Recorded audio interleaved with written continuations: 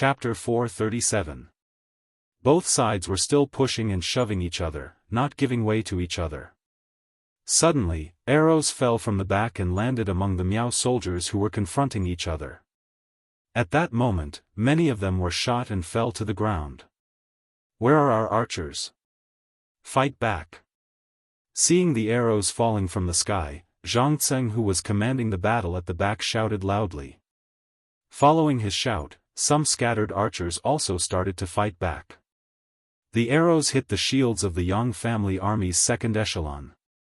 Other than the sound of impact, there was almost no damage done.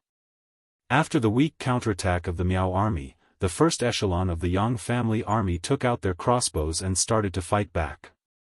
At a close distance, an arrow was shot and it was accompanied by the fall of one of the opponents or the scream of another person.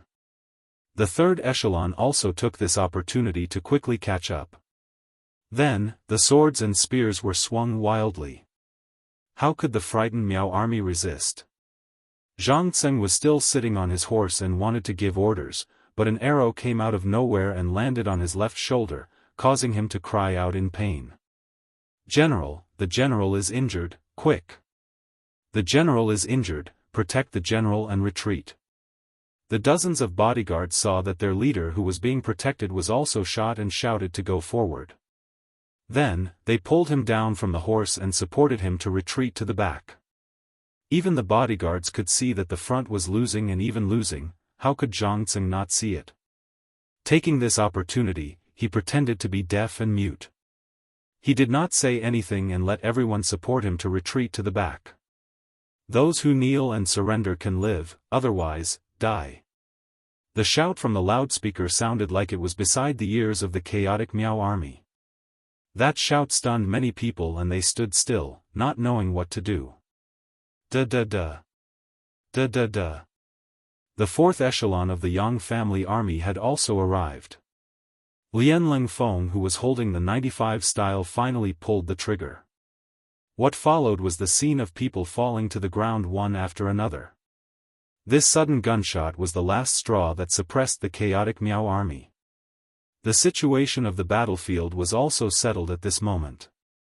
The Miao family only had two choices, to retreat or to surrender. Run. Some of the faster Miao Jun soldiers who were at the back immediately turned and ran.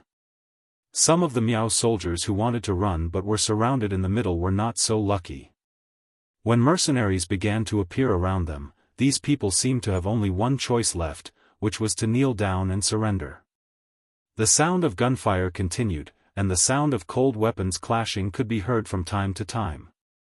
However, it was clear that the commotion was getting smaller and smaller. The battle had not even officially started, but it was already heading towards the end. In the Miao army's main camp, although King Miao Jinlong was still sitting at the head of the tent, his expression was obviously not as calm as before. The moment he heard the explosions, he had a bad feeling in his heart. It was just that he didn't want to admit it until he received the battle report from the front line. Reporting. The tent's curtains were pulled open from the outside, and the scout general who rushed in knelt on the ground with a thud. "Reporting to your majesty, our army has been ambushed by the enemy and is retreating in defeat." Ambush? What kind of ambush? Aren't the mercenaries resting and sleeping? Miao Jinlong suddenly stood up from his chair, staring with a pair of red eyes as he spoke in a cold voice. "We still need to find out the details, but the fact that the army is retreating is a fact. Please end it quickly, your majesty." The scout general did not know how to explain what he had seen. He only remembered that the moment the fire flashed, his eyes seemed to have gone blurry. Then, not long after, he saw the Miao army frantically retreating. "If you can't find out, what's the use of having you?" Hearing his subordinate's reply, Miao Jinlong was furious. Although he had already felt that something was wrong, when the answer came out, he realized that he could not take it anymore. Miao Jinlong was so angry that he lost his composure. Fortunately, Scholar Zoda's mind was not messed up. After all, this was the outcome that he had expected. However, his words carried little weight and he could not stop it. In addition, he also wanted Zhang Tseng to suffer a great loss, so that he would not continue to be so arrogant in the future. Now that he saw that the front line had indeed lost, he stepped out from the ranks and said to Miao Jinlong, "Your Majesty, since the front line has lost, you should immediately send a general to receive them and reduce the losses. At the same time, close the camp gates and prepare for defense. This is the safest way." When Miao Jinlong heard Zoda's words, he was like a drowning man who had grabbed onto a piece of dead wood, nodding his head like a chick pecking at rice. "Not bad, not bad. Go and prepare according to what Scholar Zhou said." This was the strategy that they had discussed before. After all, planning for defeat before planning for victory was also the art of war. Of course, these suggestions were put forward by Zoda. It was also under his persuasion that the Miao army only sent out 20,000 men this time. Otherwise, they might have sent out even more people, and naturally, the losses would be even greater. With Miao Jinlong's orders, the Miao army camp quickly moved. Those who were supposed to save people went to save people, and those who were supposed to defend the camp tightened their defense. At least they did not lose their composure during the chaos. More importantly, Kuang Yi, who was originally looking for an opportunity to send out troops, could not find a suitable opportunity. Kuang Yi could see that the Miao army wanted to attack the camp. It was because of this that he thought of what he should do. For example, if the mercenaries lost, they would have to defend the city gates. On the other hand, if the mercenaries won, could he also take the initiative to attack? For example, he could directly attack the Miao army camp and capture or kill Miao Jinlong. Between the two options, he also made preparations for the second option. With his understanding of the mercenaries, of course, he thought that Yang Chendong had a higher chance of winning this battle. The reality was as such. After a series of explosions and sparks, the Miao army lost. As such, Kuang Yi urgently sent people out of the city to watch every movement of the Miao army camp. At the same time, other than leaving a portion of the troops to Guaning to defend the city, General Ma Wei and General Yu Guang were gathered by him to prepare 1,000 soldiers to attack the camp. Unfortunately, the number of troops was still too little. After receiving the news that the Miao army camp was not in chaos, and that the defense was orderly, Kuang Yi could only give up on the idea of military action with a face of disappointment. Firstly, his troops were too little. Using 1,000 to attack the enemy's camp of 60,000 was no different from seeking death. Secondly, he did not inform Yang Chendong in advance. If he rashly attacked without any support, it was very likely that he would not be able to return. Kuang Yi stopped all military operations and only sent out scouts to investigate the situation outside. He still had a glimmer of hope, and that was whether the mercenaries would take the opportunity to attack the Miao army's main camp. If that was the case, he would definitely intervene. To Kuang Yi's disappointment, the mercenaries did not intend to attack the Miao army camp. They only rushed out for 2 miles before stopping. Following that, they turned back to clean up the spoils of war. Groups of captives were tied up with ropes and brought back to the mercenaries' camp. Piles of fire were set ablaze, directly igniting the corpses of the dead Miao army soldiers. This was not to destroy the corpses, but to prevent any plague from spreading after so many people died.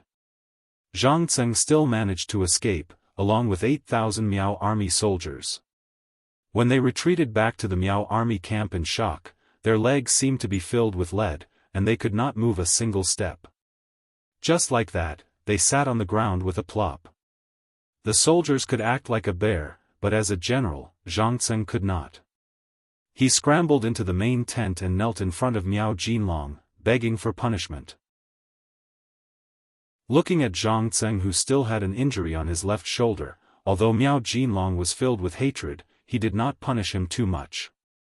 This was a general who started the war with him, a meritorious subject, and the purest of the Miao people.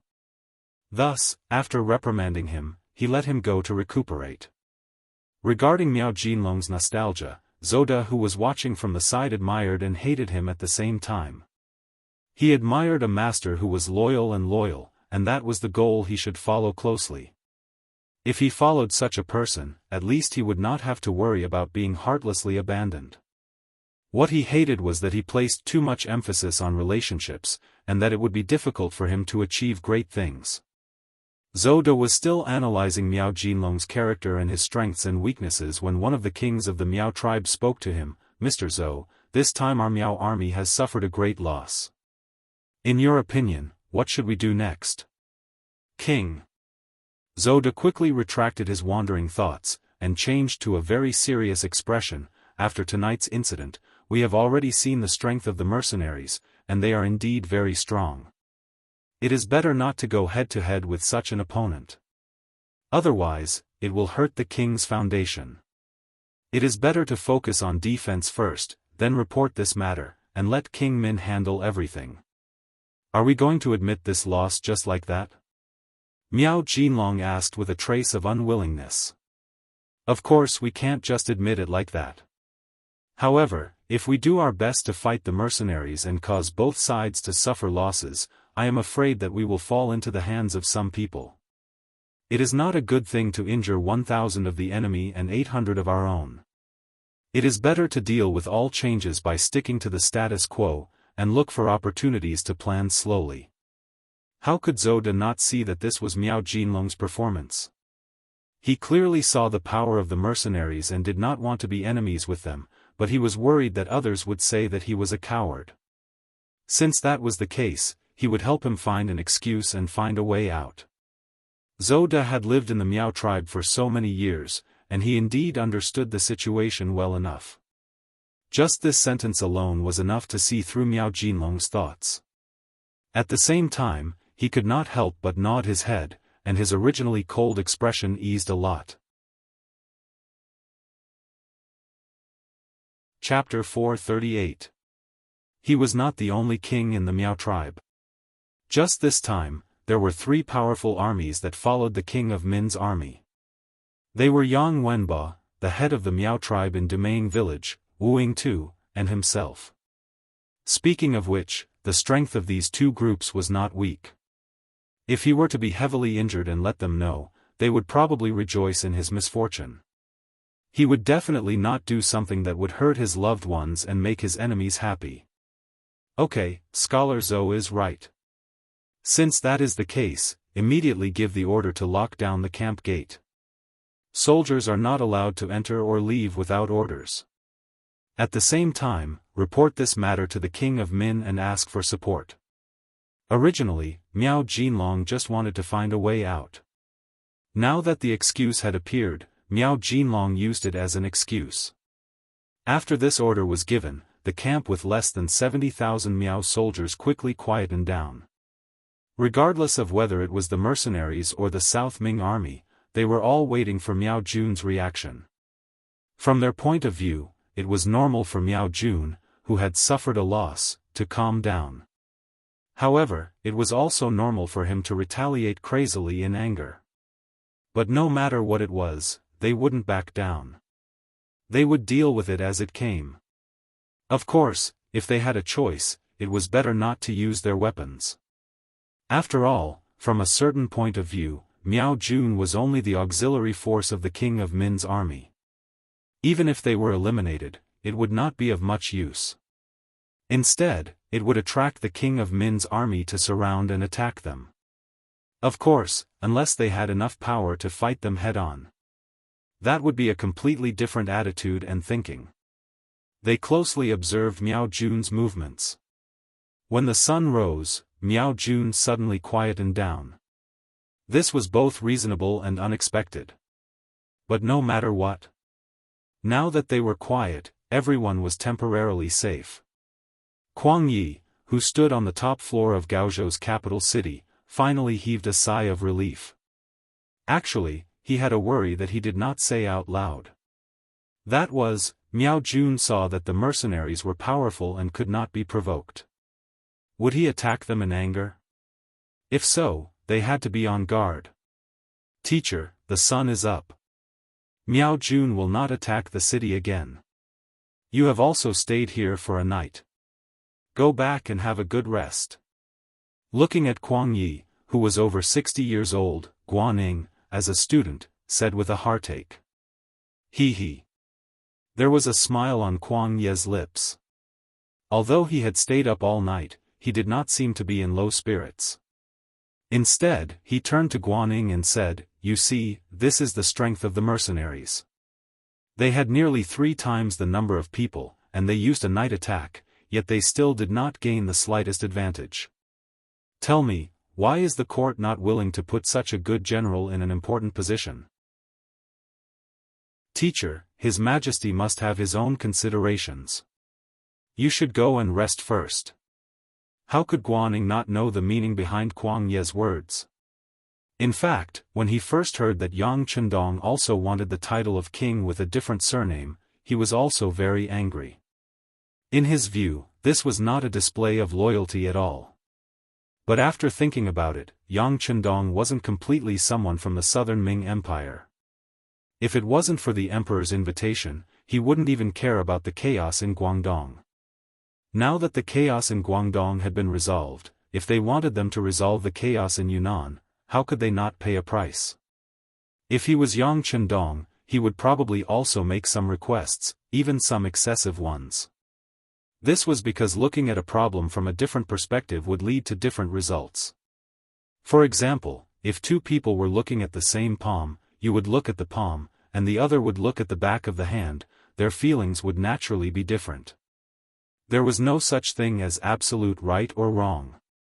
Although Guaning knew that Yang Chendong's request was somewhat excessive, even demanding an exorbitant price, but looking at the current situation, it seemed that other than him, it would be very difficult for others to turn the situation around in a short period of time. It seemed that there was already a king with a different surname. Yang Chendong's request for one also didn't seem to be too excessive. Let's not talk about how Guaning looked at Yang Chendong first. Let's talk about how when he helped his teacher Kuang Yi down the tower to rest, the 6th young master was not idle at all in his own camp. The battle had already ended, and under the efficient operation of the Yang family army, the cleaning of the battlefield was also nearing completion. The battle statistics were also reported under the cooperation of the regiment political commissar, the battalion instructor, and the battalion instructor. Right now, it was placed on the table in front of him. Last night's battle was a battle with preparation, which was why they achieved such a glorious result. On the battlefield, they killed more than 5,000 enemies, captured nearly 7,000, and only about 8,000 escaped. To be able to achieve such a result with 7,000 soldiers on the battlefield, it was indeed very gratifying, and could be considered a great victory. But when he saw the losses on the Yang family army's side, Yang Chendong still couldn't feel happy. Not for other reasons, but because it was written that 3 of the Cold Front Army's soldiers were injured, 2 of the auxiliary soldiers were heavily injured, and 20 of the auxiliary soldiers were injured. 60 of the auxiliary soldiers were killed, 30 of them were heavily injured, and 300 of them were lightly injured. When the loss of nearly 100 people and more than 300 injured people was reported to Yang Chendong, his face sank unconsciously. This was a battle with preparation, especially when the mines were absolutely effective, but they still paid such a huge price. This made Yang Chendong realize that using cold weapons against cold weapons wasn't very reliable. In the past, the Yang family army could be said to have won every battle. Even when they faced the 100,000 Huang bandit army, they didn't suffer such great losses. All of this was because of the superiority of their weapons. This time, Yang Chendong intended to remove the new guns, wanting to see the effects of cold weapons, but the results were obviously not very satisfactory. Perhaps some people said that under the same cold weapons, they defeated 20,000 enemies with less than 400 casualties, and captured 7,000. No matter how one looked at it, it was a victory. This saying couldn't be said to be wrong, but at least it didn't apply to the Yang family army. What kind of people were the Yang family army, and what kind of training did they undergo? Not to mention the elite Cold Front Army and the auxiliary soldiers, even the auxiliary soldiers had undergone strict training. Quite a few of them had performed well in the forest battle exercise a while ago. But now, Some of them had died on the battlefield, and there was nothing left. After such a great sacrifice, the soldiers had died before they even reached the real battlefield. How could anyone be happy? China's history had already proven that they preferred to be kind like water, which meant that they didn't rush things. They were used to slowly changing others and stabilizing their own power. This was also the main reason why most of the founding emperors weren't young. Logically speaking, with Yang Qindong's age and the current situation, if he performed well and was conferred the title of king, it wasn't impossible for him to spy on the entire Great Ming dynasty. On the contrary, he had a high chance of success, and it wasn't impossible for him to become the founding emperor of a generation. However, this method of boiling the frog in warm water wasn't what Yang Qindong wanted. He, who was familiar with history, knew very well what would happen in the future. He also knew that in a few years, the backbone of the Han people would be broken by a few 100,000 people. Then, they would rule for hundreds of years until the unforgettable 1840, when the backbone of the Qing dynasty was broken. That was more than 100 years of humiliation for the Han people. Even if great people appeared later on, it was extremely difficult to restore the prosperity of the past. The world structure had already been formed, and if they wanted to walk out, even a small step would be very difficult. Yang Qindong, who was once a soldier, understood this history too well. It was because he understood so much that his life's goal was to strengthen the Han people and allow the country, which was mainly Han people, to stand at the top of the world one day. However, it was clear that this was a beautiful dream. Perhaps it would come true one day, but it would require the combined efforts of many generations. He couldn't satisfy this in his previous life. The heavens gave him a chance and allowed him to come to the middle of the Great Ming dynasty, which was still considered powerful.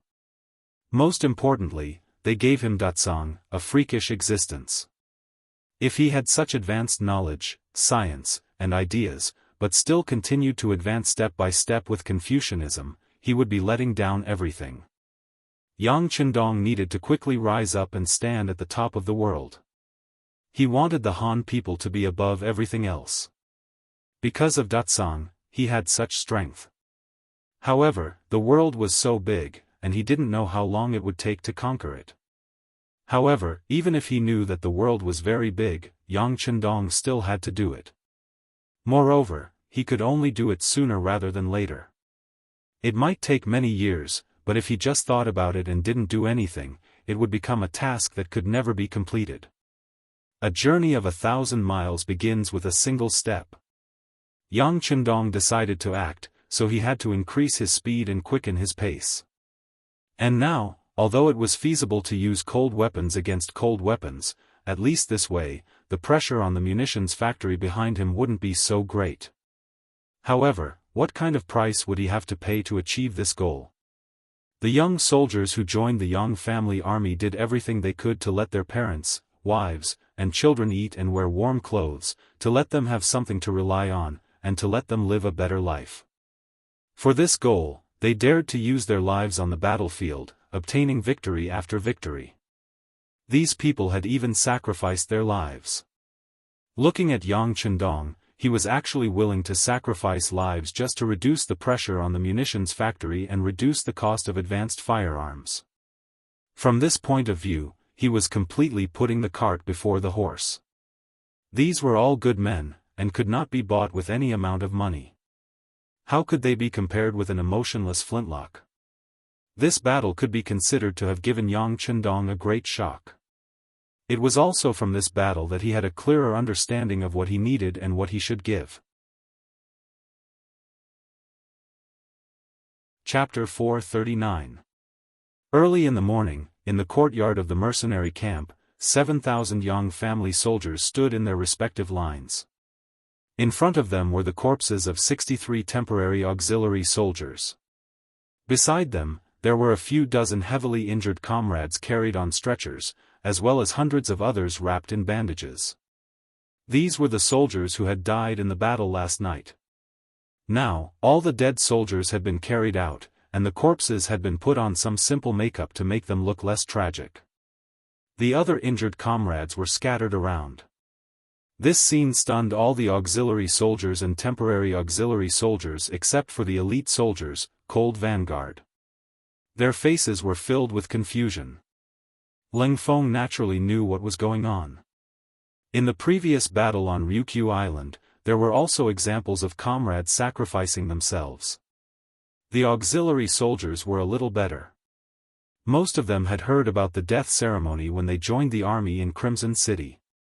It was said that this ceremony would allow their souls to ascend to heaven and stop suffering. They even said that this ceremony was called a memorial service. They had only heard about it, but had never actually experienced it. The temporary auxiliary soldiers were completely stunned. They had never heard of it, and had never seen it with their own eyes. At this moment, they stood there with a look of confusion. Perhaps in their minds, they had clearly won a great victory last night, so why did they make everyone look so solemn? What was going on? In the eyes of others, defeating 20,000 enemies with less than 400 casualties, killing 5,000, and capturing 7,000 was naturally a great victory. But in Ling Feng's eyes, this victory was nothing. Fortunately, most of them had used cold weapons yesterday. If they had used the 9-5 sword, this battle would not have been considered a victory. At most, it would have been a draw. The Yang family soldiers were all gathered here. At the same time, the 7,000 captives were all escorted here. According to Yang Chendong, this was a pre-battle education. If this method was used well, it would have an unexpected effect. Everyone was present. The commander of Ling Feng's 2nd Regiment, Luope, ran in front of Yang Chendong, who was in his commander's uniform, and gave a very standard military salute. "Comrade Commander, all the members of the memorial service have gathered. Please give your instructions. Please be at ease," Yang Chendong said solemnly. He put on the marshal's uniform that he had kept in the large warehouse to show his respect for this ceremony. Just like Luope and the group of officers, they had also changed out of their combat camouflage uniforms and put on regular clothes to show their solemnity and might. In fact, after these officers changed into their normal uniforms, they did indeed look very impressive. Many of the soldiers who were charging towards the Imperial Army made up their minds to perform well in the future and get themselves an official uniform. How impressive would it be when they returned to their hometowns? As for Yang Chendong, when he strode to the center of the temporary stage, the entire camp fell silent. At that moment, there was only one person in the eyes of tens of thousands of people. There was only one sound in the ears of tens of thousands of people, and that was Yang Chendong and what he was about to say. Dear comrades, did not use a script. Yang Chendong chose to give an impromptu speech. Fortunately, he had experienced many such occasions in his previous life, so he already had a rough idea of what to say. However, it was a different era. Today, he used a practical speech. The target scanned the entire place, not even letting go of the Miao army captives who were still tied up. Then, he said in a solemn voice, "Dear comrades, last night, the Miao army suddenly launched a fierce attack on our camp. In the face of the test of life and death, all of you made a heroic performance and handed in a perfect answer sheet. Relying on your courage, you defeated your opponents and won the victory. You are the best, and I am proud to have all of you. Salute." First of all, the victory of last night was affirmed. This made all the soldiers who participated in the battle puff out their chests. Everyone's face was filled with pride. But Yang Chendong's tone changed, and his voice became a lot deeper. Some of our dear comrades and brothers sacrificed their lives to protect their dignity in the battle last night. They sacrificed their lives in exchange for victory. It is because of their heroic sacrifice that we have achieved our glorious and great victory. Today, we are deeply mourning our beloved comrades. They are Zhang Hongdong from 1st Platoon, 1st Company of the 1st Auxiliary Battalion. Li Kaixian from 2nd Platoon, 1st Company of the 1st Auxiliary Battalion. Ren Zhuzi from 2nd Platoon, 1st Company of the 1st Platoon, 2nd Company of the 1st Auxiliary Battalion.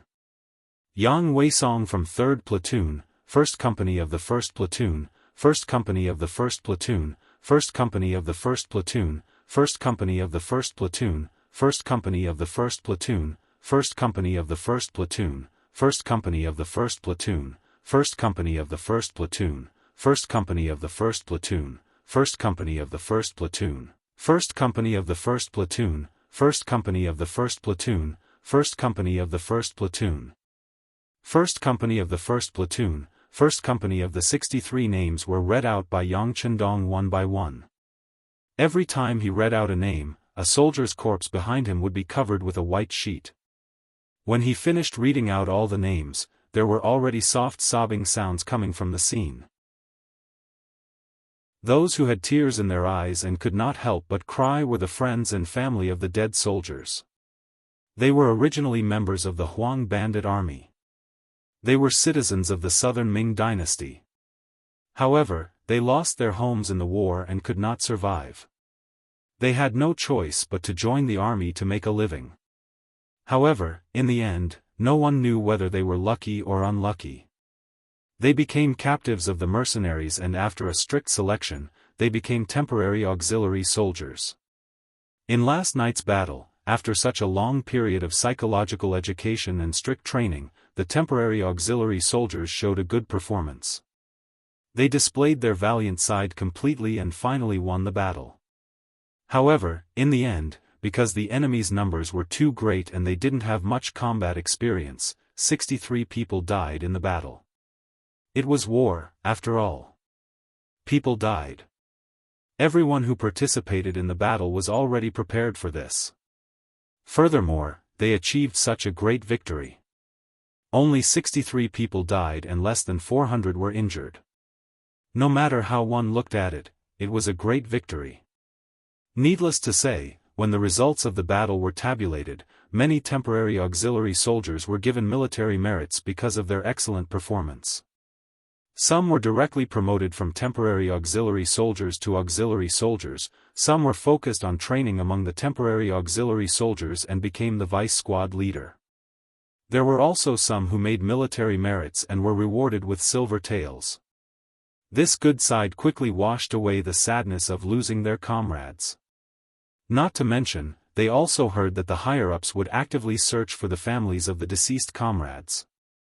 Once they were found, they would definitely be given a very generous pension. This was already enough. At least, this kind of treatment was not available in other armies. But even so, the memorial service was still held. The young man who was said to be the highest official read out everyone's name. This honor was probably something that none of the temporary auxiliary soldiers would have thought of. Such a glorious scene, such a solemn memorial service, how could they not be moved and even shed tears? In fact, before they joined the temporary auxiliary soldiers, most of these people did not even have a decent name. Stone, Gosheng, Tai Dan were their titles. This was also because their families were too poor and it was said that a cheap name was easy to support. It was only after they joined the temporary auxiliary soldiers that they were given new names with the help of their instructors. Now, these new names would go with them. Presumably, if the dead really had a spirit, these 63 comrades would be able to rest in peace after seeing this scene. There were even more people who thought that if they could have such a solemn memorial service on the day they died, they would be satisfied. Now that he had come to this world, he was able to be remembered by others in an upright manner. This was something that he had never dared to think about in the past. Future generations would also be proud of this scene today. This scene also shocked the 7,000 captives of the Miao army. Although they had the name of the Miao army, very few of them were actually Miao, perhaps only 1/10 of them. The other 6,000 some were Han that the Miao army had recruited along the way. To these people, there was no sense of belonging or loyalty at all. Originally, when they joined, it was just to fill their stomachs and survive. If not for the fact that they were all in their 20s and were stronger than the other young men, even if they wanted to join the Miao army temporarily, they would not be given the opportunity to do so.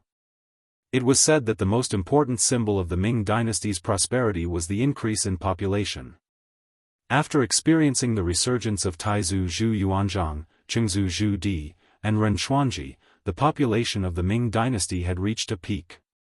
The southwest had also not experienced the flames of war for a long time, so there were still many men in the prime of their lives.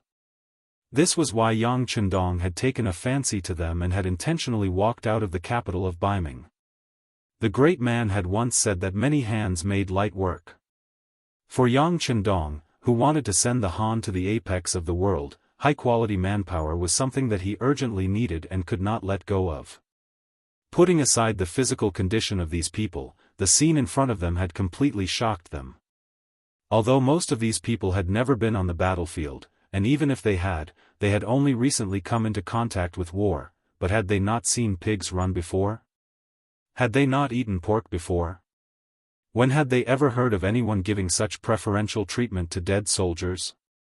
What kind of army was this? At this moment, a huge question mark had appeared in everyone's mind.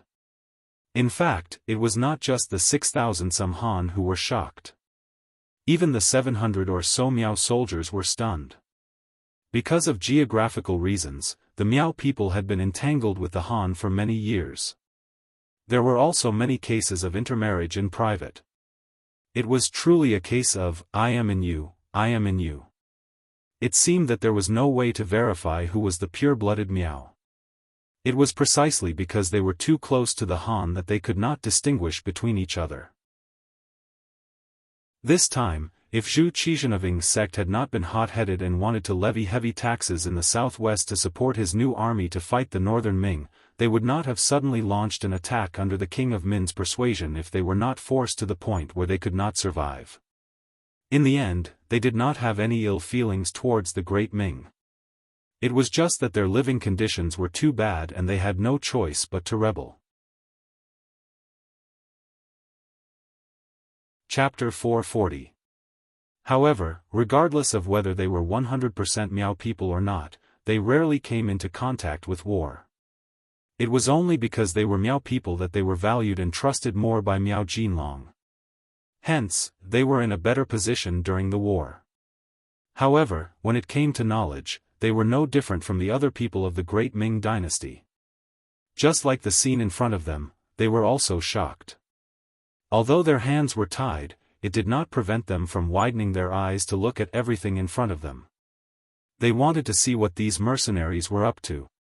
Under the gaze of more than 10,000 people, Yang Chendong finished reading the eulogy.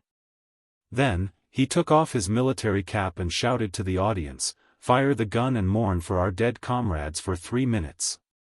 After that, Yang Chendong was the first to take the initiative to lower his head, followed by Tiger's Mane, Beta Persei, and the others beside him.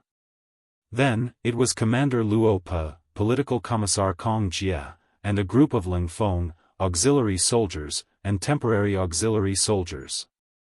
More than 7,000 people lowered their heads at the same time to mourn for their dead comrades. The scene was so grand and solemn that it shocked the 7,000 captives. At this moment, their hearts seemed to have been pierced deeply by something, making it difficult for them to breathe. Bang, bang, bang, Captain Xiao V of the 1st Guard Unit and Captain Dao Shao of the 2nd Guard Unit led a group of team members and began to fire the gun, sending their comrades on their way to heaven. Under the sound of gunfire, especially the continuous firing of bullets, the 7,000 captives received a re-education process in their hearts. Come, cremate the 63 martyrs and send their bones back to the monument of heroes in the city. In the future, they will forever be worshipped by future generations. Their names will also be engraved on the heroes list for their descendants to pay homage to and for the world to remember. Under Yang Chendong's roar, piles of torches were lit and the 63 corpses were burning. No one knew if it was an illusion, but at this moment, many people seemed to see a breeze blowing over these burning corpses. It was as if their souls were really liberated, either going to heaven or reincarnating to a better world. The memorial service was over, but the significance of this symbol was far from over. This was equivalent to a big lesson, and every step was deeply knocked on everyone's heart. At this moment, it seemed that the onlookers were no longer afraid of death. In their minds, after death, their souls had a place to stay. What was there to be afraid of? Soldiers dying on the battlefield, wasn't this a kind of fate?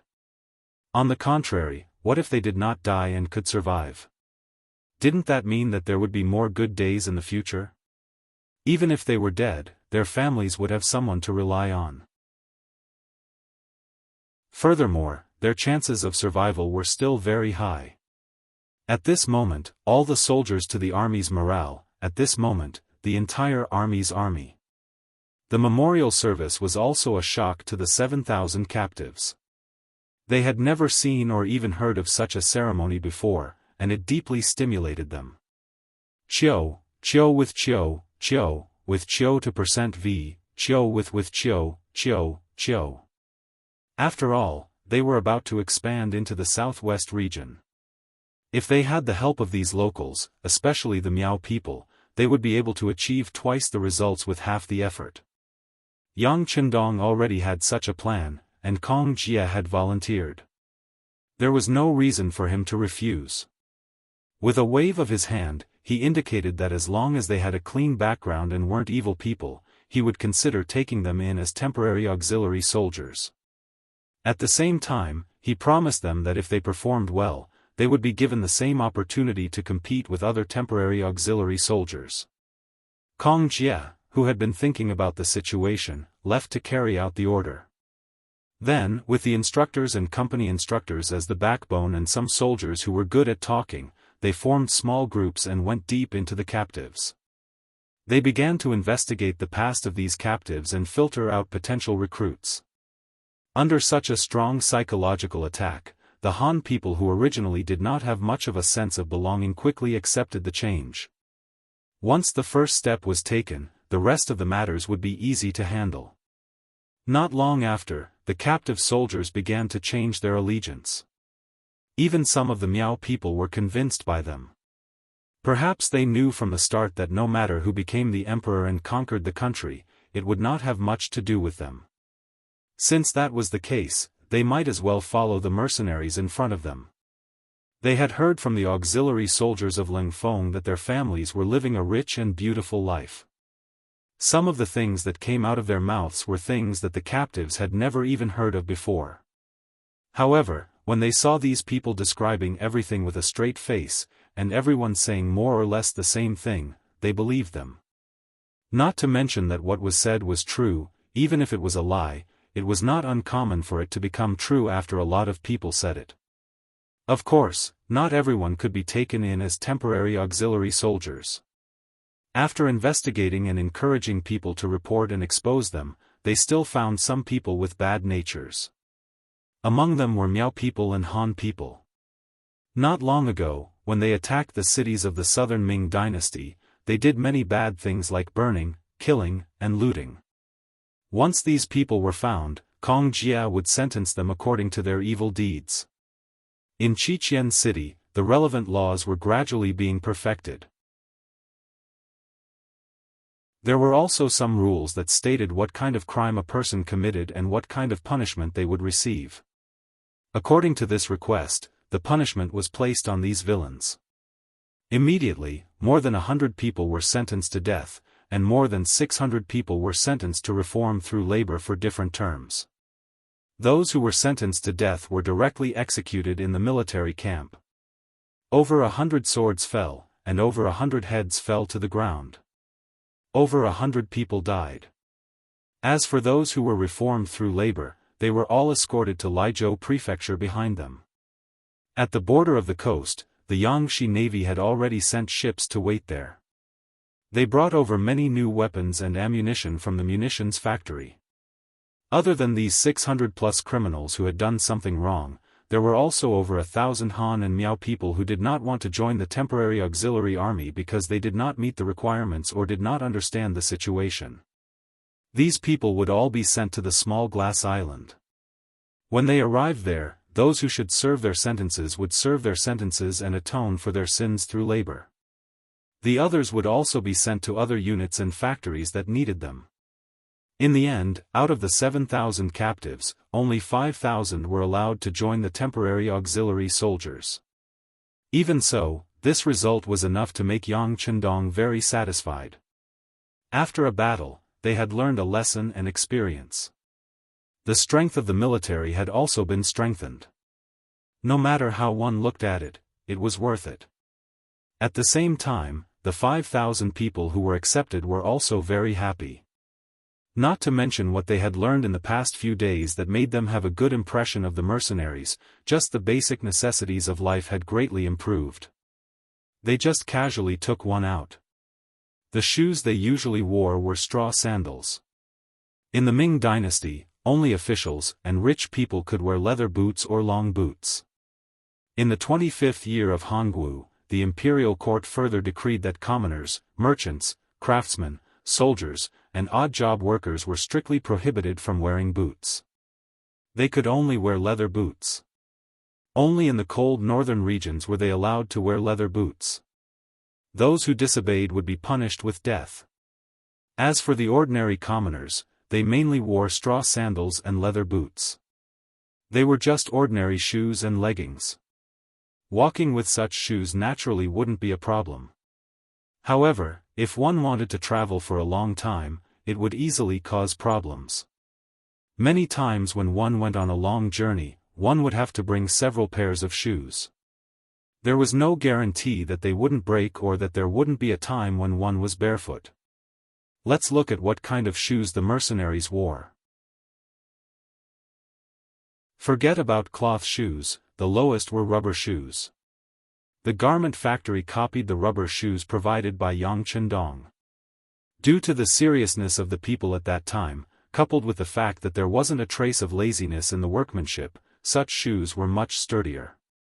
The more powerful ones, like the elite soldiers of the Cold Vanguard, wore high-waisted leather boots. They would even dare to charge through a mountain of blades and a sea of flames. Once a temporary auxiliary soldier joined, they would immediately be given 2 pairs of rubber shoes the size of their feet and a set of extremely resistant green training uniform without any military rank. Just based on this, who knew how many people were attracted to this place? This was all caused by poverty. If the commoners were wealthy and accustomed to a stable life, then even if someone wanted to rebel, they wouldn't be able to do much.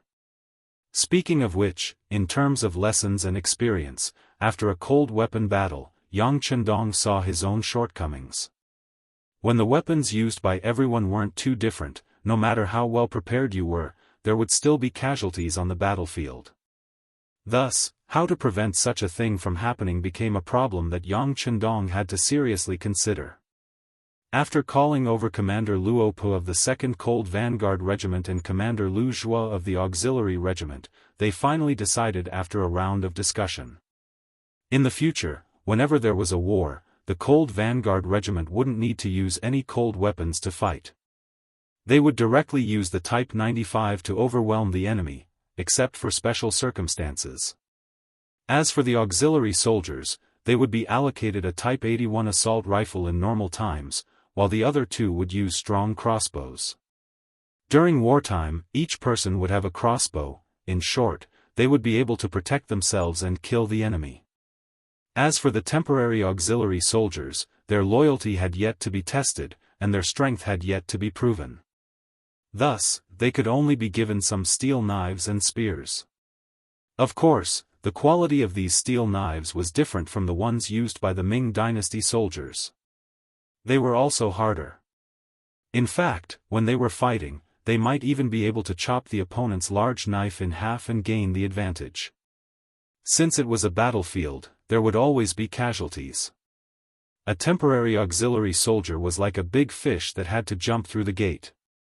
Only when you fully displayed your advantages and truly gained everyone's recognition would you be able to become an official auxiliary soldier and enjoy the qualifications to use advanced firearms.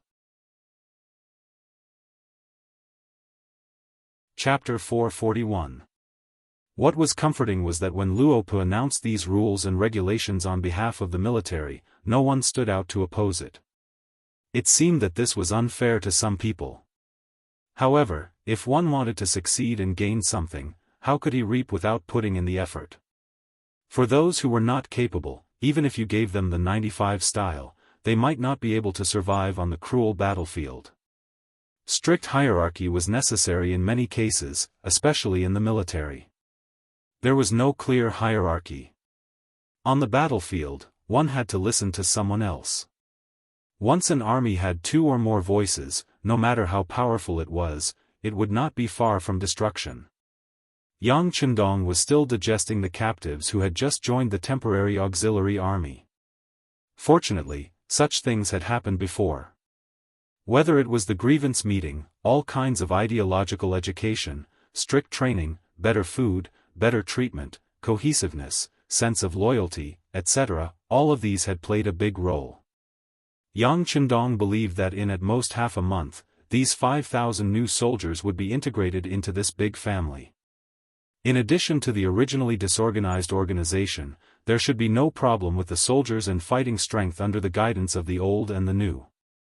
The mercenaries were actively making preparations here. The other forces were not idle either. Miao Jinlong suffered a great loss in the hands of the mercenaries. Scholar Zhou's words were more important to him. The king of Miao, who was almost as obedient as the king of Miao, first adopted a defensive posture and firmly controlled his nearly 60,000 troops in the military camp. At the same time, he sent people to ask the king of Min for provisions, reinforcements, and countermeasures. The king of Min's base camp temporarily chose Pingyue Mansion as the corner.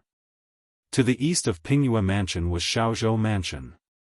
After that, they would be at the forefront, which was also Ganzhou Mansion where the king of Yangzhong, Zhu Huilu, was at the vanguard. The biggest advantage of living in Pingyue Mansion was that they could attack and retreat without worrying about personal safety. From this point alone, it could be seen that the king of Min, Zhu Huilu, was still very afraid of death. In history, Zhu Huiliang was described as a very unbearable person. After the death of his father, Zhu Huiliang, his 2 younger brothers, Zhu Huiliang, the prince of Guangdong, and Zhu Huiliang, the prince of Yangzhong, were not on good terms with him, causing serious internal friction. In the end, they were suspected by the imperial court and did not have a good ending. However, history was history after all. It was also written by people and limited by various objective factors. Sometimes, it even depended on the personal interests of the historian. Just like Yongjing of the Qing dynasty in the future, there were all kinds of opinions about whether or not he was the legitimate successor to the throne. However, this did not prevent him from becoming the bridge between the Kangxi and Qianlong dynasties. Zhu Huihua was the one who was underestimated by history. Otherwise, how could he inherit the title of King of Min? Perhaps some people would say that it was a matter of course for the eldest son to inherit the throne, but how many eldest sons did not live to the day when they should stand up? Not only did Zhu Huihua survive to this point, but he was also able to gather such an army that could resist the southern Ming Empire and force them to retreat step by step. This was already a kind of ability. Different from Miao Jinlong, Zhu Huihua naturally had a lot of talented people around him. Not to mention that his 2 younger brothers were helping him, he also had a lot of civil and military officials under him. Just speaking of this period of time, he had also recruited a lot of elites and talents. For example, Yen Tao, one of the original chief arresters of the Ministry of Justice who escaped from Baiming's capital, was now working under him. Yen Tao had listened to Wu Yong's words. In addition, his immediate superior Yu Shiyue and Yang Chendong were not on good terms. Thus, he thought that riches and honor could only be found in danger, so he walked on a tightrope. However, Yang Chendong's strength was too strong. In the end, he had to admit defeat and leave his hometown. After a while, he heard about the rise of King of Min and came over to seek refuge. Zhu Huihua, who was in urgent need of people, arranged for him to be by his side. He was one of the guards. Sometimes, when it came to people and things related to Baiming, he would also ask for his opinion. In addition to Yen Tao, there were also people sent by Baiming. Zhou Quan, the adopted son of Lv Gui, the commander of Baiming's genie guards, was also working for King of Min. Different from Yen Tao, he could not be seen in the light. He could only come forward to give advice in secret or on some important matters. When a person's ability was too strong, he would make some friends and inevitably offend some enemies. For example, some people in Baiming had been looking forward to his death. In their view, only when Yang Chendong died, could they have a day of success. Only then could Dai Zong truly and completely control the imperial power. Some people could then share the various benefits brought by power with Dai Zong and Zhu Qiyu. Zhou Quan was sent by Lv Gui. Of course, Zhu Qiyu also knew about his arrival. Moreover, he was a supporter who turned a blind eye to it. To put it bluntly, he also hoped that Yang Chendong could die. It would be best if he could die in the territory of the southern Ming dynasty. In that case, he could make a big fuss. It was precisely because of the arrival of Zhou Quan and Yen Tao that King of Min, Zhu Huihua, had a more intuitive understanding of Yang Chendong. After receiving Miao Jinlong's battle report, he did not immediately send reinforcements. Instead, he asked these two to help him analyze the current situation. In a side hall of the temporary King of Min's mansion, Zhu Huihua looked at Zhou Quan and Yen Tao with great interest and asked, "You two have always said that this Duke of Loyalty is a tiger. Now we are going to face him. Do you have any better suggestions? By the way, not only do we value him, but also the Dai Zong Emperor values him. Even the prodigal Zhu Qizhen values him. I have already received the news that Nanjing seems to have agreed to give Yang Chendong the title of king." Before listening to their opinions, Zhu Huihua first told them all the news he had received. From this point of view, it was not a day or two that he had the intention to rebel. It seemed that he had arranged a lot of people in the imperial court of the southern Ming dynasty. Hearing this, Zhou Quan and Yen Tao first looked at each other. They were a little frightened by Zhu Huihua's power. In particular, Zhou Quan also wondered if King of Min had also arranged some people in Baiming. Of course, he would not ask such a thought, let alone say it out loud. The two sides were now in the stage of cooperation. On the surface, they needed to be sincere and united. Since Zhu Huihua asked, as a subordinate and a helper, the two had to speak. But before speaking, Zhou Quan, who was from the Brocade Guard, asked a question first. "Your Highness King of Min, isn't there news that Yang Chendong was assassinated and poisoned and will not live for long?" It was not strange for Zhou Quan to ask such a question. Although the powerful Great Ming dynasty was divided into the north and south, because of the short time, many yamen still had connections with each other. Especially important departments like the Brocade Guard, it was impossible to be divided so clearly in such a short time. It was not strange for Zhou Quan to know about the news that Yang Chendong was assassinated and poisoned in the southern Ming Brocade Guard. "That's right." Zhu Huihua nodded. "I also heard such a thing. But isn't he still alive? As long as he is not dead, he is worth paying attention to. Moreover, sometimes the dead can make a comeback."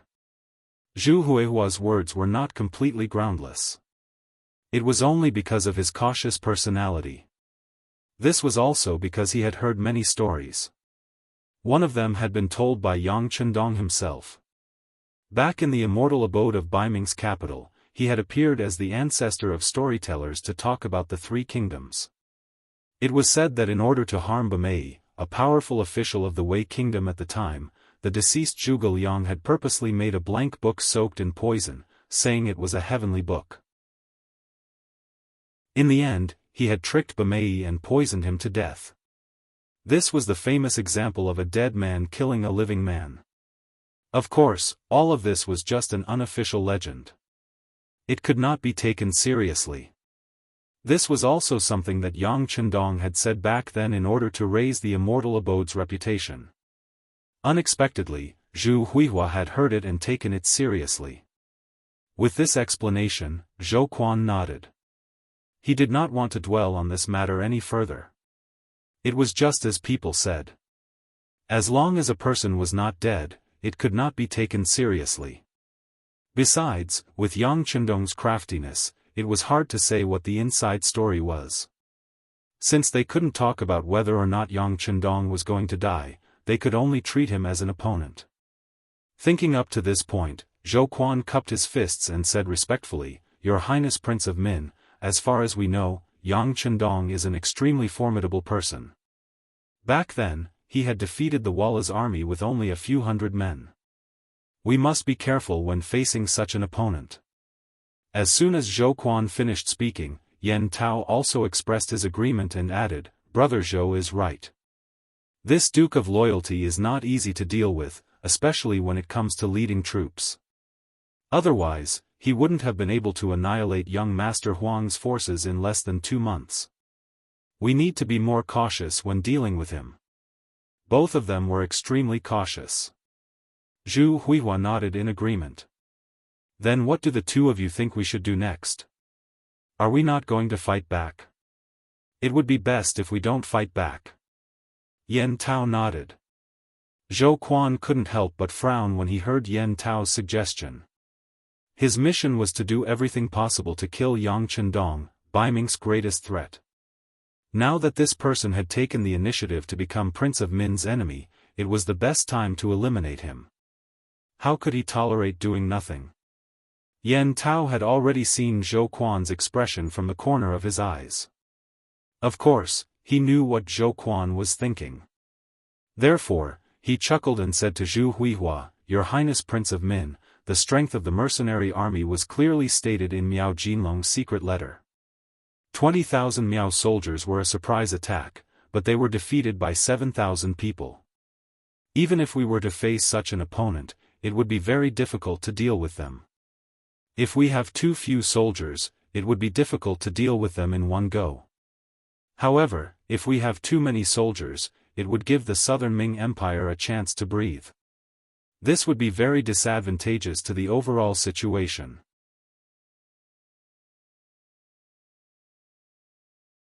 Chapter 442. Nodding his head, Zhu Huijin asked seriously, "Then according to General Yan, what should we do?" Yan Tao was one of Zhu Huijin's guards, and he was given the position of General of the Guards. It was reasonable to call him General Yan. It was also because he was trusted by King Min that Yan Tao decided to assist him sincerely. Hearing his master's question, he confidently raised 2 fingers and said, "It's simple. Against such a strong opponent, we have to work together openly and covertly to suppress him." Work together openly and covertly? Interesting, let's hear it. Zhu Huijin asked with interest. He knew that Yan Tao was once Yang Chendong's opponent. What kind of person understood you the best? It was usually your opponent. Zhou Quan originally wanted to interrupt. At least he would not allow Yan Tao to do as he said and not do anything to Yang Chendong. If that was the case, how could he complete his mission? However, now that he heard about the 2 methods, one in the open and one in the dark, his curiosity was piqued. He suppressed the words he wanted to say and looked at Yan Tao. "It's simple. On the bright side, we can send people to the vicinity of Gaozhou Prefecture and use the army to surround it. We can use this to tell the Duke of Loyalty that we are not to be trifled with. If he really wants to work for the Southern Ming Empire, then it is very likely that he will fight to the death. In the end, no one will end up well. Presumably, as long as he is a smart person, he will not act rashly. This will also create an opportunity for us to work on the dark side." "What's the dark side?" Zhu Huijin asked impatiently. He had a feeling that Yan Tao did not come up with this idea on the spur of the moment. He was afraid that he had already prepared for this. As expected, Yan Tao's next words confirmed Zhu Huijin's thoughts. "On the dark side, we can assassinate Yang Chendong. I have already chosen the person. He is called Immortal. His martial arts are strong and he is a native of Jiaoji. He also served in the Jiaoji army. Later on, when he was severely punished for doing something wrong, I saved him and arranged for him to stay in Gaozhou Prefecture." When speaking of this, Yan Tao's face was calm and composed, as if he was talking about something insignificant. What? You have arranged the people, is this the assassination of Yang Chen going to the east? But will he find out? This time, Zhou Quan could not hold back and asked a series of questions. In response to Zhou Quan's question, Yan Tao smiled and said, "Don't worry, brother Zhou. Mo Tuo went to Gaozhou Prefecture more than a month ago as a refugee and has become friends with many people there. He shouldn't be suspected." Oh? Did you foresee today's situation more than a month ago?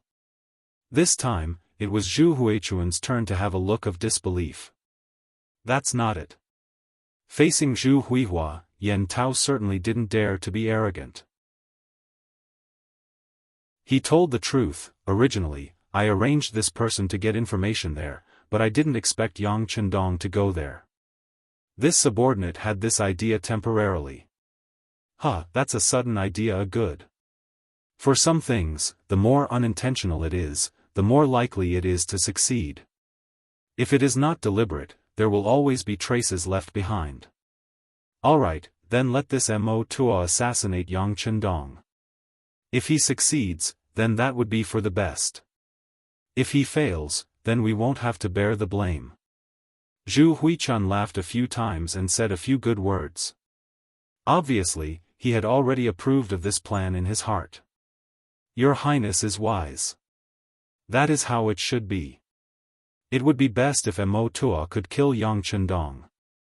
Of course, in this subordinate's opinion, it would be very difficult to do so. This Duke of Loyalty has many experts protecting him. Fortunately, it doesn't matter if it doesn't work out. As long as Mo Ta dies, all the blame can be pushed to the Jiaoji people. At that time, Your Highness only needs to send someone to explain to Yang Chendong, and you can also promise to let him seek revenge from the Jiaoji people. In this way, when two tigers fight, one will definitely be injured, and we can reap the benefits. That's right. At that time, no matter who wins or loses, they will be greatly injured. It will be much easier to deal with them. Zhu Huiyu couldn't help but nod. Seeing Yan Tao so confident, he felt gratified in his heart, but at the same time, he asked with some concern, if the assassin didn't succeed and was caught instead, wouldn't it be bad if he gave you up? For Zhu Huijin to ask such a question, it was enough to show that he had seriously considered this matter and even agreed. Yan Tao was overjoyed. He cupped his fists and said, "Your Highness, please rest assured. This subordinate has already made arrangements. Once Mo Ta attacks, regardless of whether he lives or dies, he will not be able to survive." Since Yan Tao said this, he clearly had complete confidence. Zhu Huijin relaxed. Good. Since that is the case, this prince will immediately arrange for Xuanzhou's general, Lu Dedeo, to lead 30,000 soldiers to the Guanghai Guard. First, we will take control of that place. This way, we will form an encirclement. It will not be easy for this loyal duke to escape. After the assassination, I will send Chen Tian to negotiate. I think this matter will be successful. Chen Tian was known for his eloquence. He was also one of Zhu Huijin's capable officials. As far as Zhu Huijin was concerned, he was very satisfied with Yan Tao's plan. The key point was that not only could he use this opportunity to deal with Yang Chendong, even if the matter did not succeed, he could ignite the flames of war between Jiaoji and Yang Chendong. Jiaoji agreed to send troops and did send troops. This caused the King of Min's faction's reputation to soar. They seemed to be a great help. However, in reality, Jiaoji had made all sorts of demands in this period of time. Although they were not excessive, Zhu Huijin felt that if he did not stop them, it would not be long before the other party's appetite was not something he could satisfy. At that time, a civil war would inevitably erupt. Since this was the case, releasing Yang Chendong early and letting them fight a war of attrition would only be beneficial to him. As for who would win and whether the King of Min's faction would suffer a great loss after losing Jiaoji, Zhu Huijin was not very worried. From Yunnan to Guangxi and then to Guangdong, he had seen through the southern Ming's strength. Furthermore, he had taken the opportunity to expand his army by hundreds of thousands. At this moment, he was not as afraid as before. Even without the help of the Jiaoji army, he was confident that he could take on the southern Ming army. If things went well, even if he defeated them, it would not be a problem for him to replace them. Since this was the case, this plan was definitely feasible. Zhou Quan, who was standing at the side, did not say anything. Because regardless of whether it was the assassination or the battle between Jiaoji and Yang Chendong, this was equivalent to helping him complete his mission. Since this was the case, what else was there to worry about? Yan Tao's plan was approved just like that. Next, he would send someone to inform Mo Ta in Gaozhou Prefecture and let him find an opportunity to cause trouble. Gaozhou Prefecture. 2 pieces of news, one good and one bad, were sent to the Minister of War, Kuang Yi. The bad news was that the King of Min's faction had sent his general, Lu Dedeo, to the Guanghai Guards with 30,000 soldiers. As a result, Gaozhou Prefecture was under attack from 3 sides. Although it was not completely sealed off and there were still some roads leading from Nanjing to Gaozhou Prefecture that had not been taken over, if the imperial court wanted to send reinforcements here, it would be a huge blow. Now that it was surrounded, Kuang Yi knew that it would be difficult to protect Gaozhou Prefecture. Not to mention other things, just the matter of food was enough for the 30,000 to 40,000 people in Gaozhou Prefecture to worry about. Fortunately, the good news was also sent. Zhu Qizhen finally replied to Kuang Yi's secret report. When the decree was sent to Kuang Yi, he immediately opened it.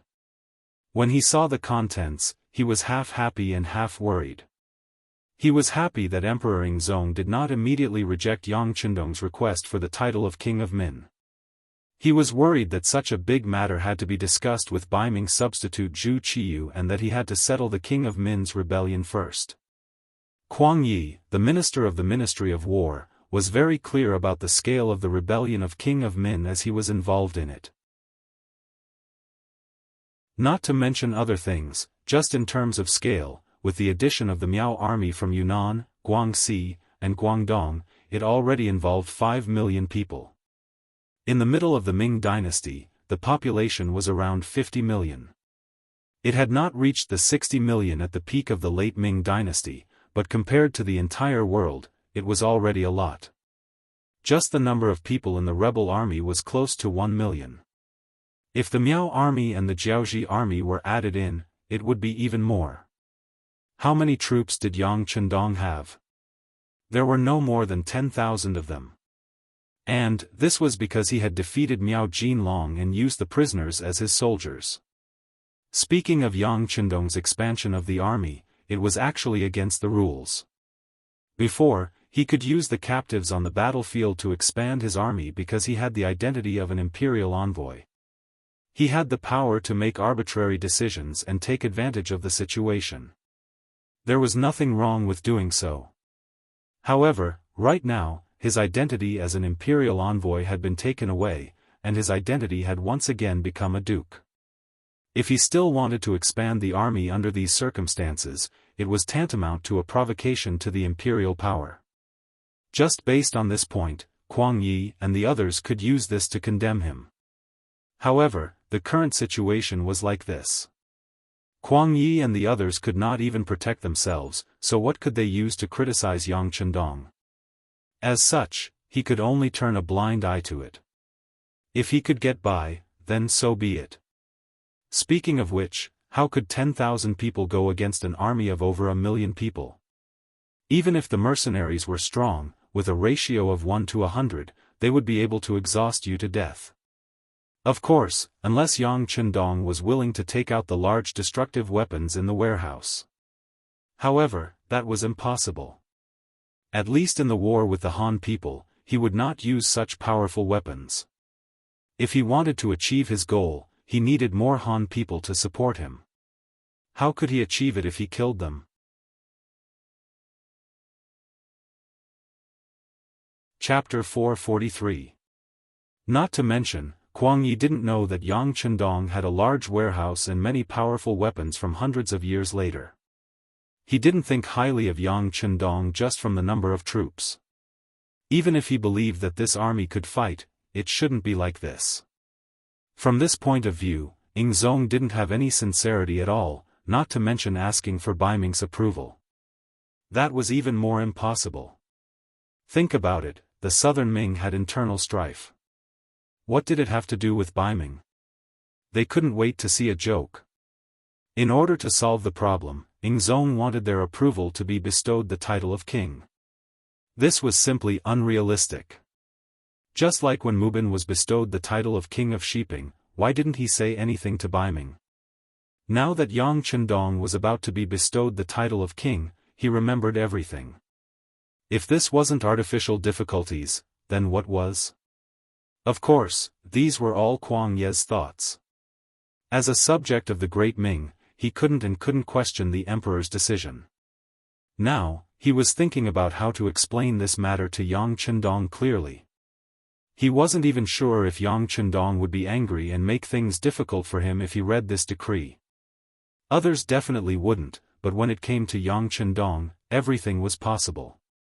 Kuang Yi couldn't make up his mind, so he called Guaning, Ma Wei, and Yu Guang over. He first showed them the emperor's decree, then asked with a helpless expression, "Do the three generals have any ideas?" After the three of them read it, their expressions became very ugly.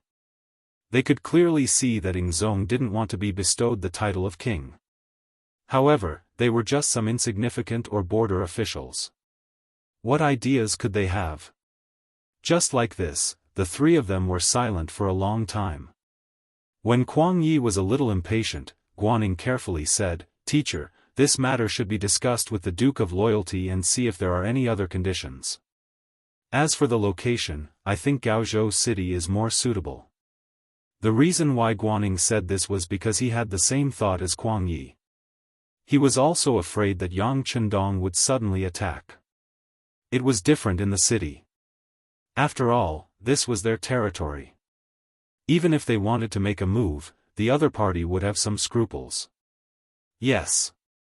Kuang Yi nodded, he understood Guan Ying's meaning and said, "Since that's the case, you should personally go to the mercenary camp. Regardless of whether you can meet the Duke of Loyalty or not, just tell him that you want to discuss this matter." "I understand." Guaning nodded. Cold Front Barracks. Zhu Qizhen's decision regarding Ingzong had been sent over yesterday. With a powerful eunuch like Mao Mu in the palace and the fact that this matter was not a secret to begin with, he had informed the Yangxia Security Bureau personnel in the city. Yang Chendong, who had received this information a day earlier, let out a long sigh after reading it. He knew that he had underestimated the situation. He was different from Mu Bin. Yang Chendong knew this very well. Mu Bin had only lived in Yunnan for a long time and his influence was limited there. Moreover, most of the soldiers under his command belonged to the imperial court. In other words, if he made any strange moves, those soldiers might not listen to him. However, he was different. He had the most elite mercenary army in the world. That was an existence that everyone was afraid of. In addition, when he was in Bai Ming, he had the ability to overthrow the Minister of Justice, Yu Shiyue. This kind of influence was not something that a mere Mu family could achieve. It was precisely because his influence was not limited to one place that it was normal for Zhu Qizhen to be on guard against him. Under such circumstances, how could Zhu Qizhen give him the title of king? If it were someone else, if he was not given the title of king, he would withdraw his troops. In any case, his headquarters was in Bai Ming. Now, Bai Ming was still very safe. At worst, he could just return to Yang village and do whatever he wanted with the outside world. However, Yang Chendong's goal was set long ago. He could not let go of this no matter what. Especially since this war involved Jiaoji. Jiaoji was definitely a foreign race. He could not allow the foreign race to oppress and invade the Han people.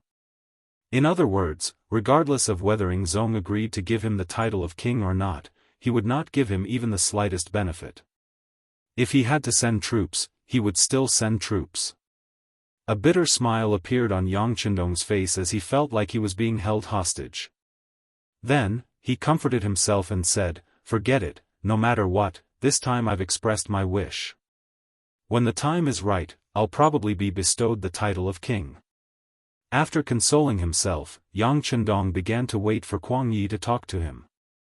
Although he could not be bestowed the title of king, he still wanted the benefits. He could not expect him to go to war without paying anything. This wait did not take long. On the second day, Guaning came. After seeing Tiger's Mane, he told him that the minister wanted to meet with the Duke of Loyalty. He also said that he would be waiting for him in the city. Tiger's Mane naturally did not agree immediately. He only said that he would report this matter to the young master. As for whether he would go or not, it was not up to him to decide.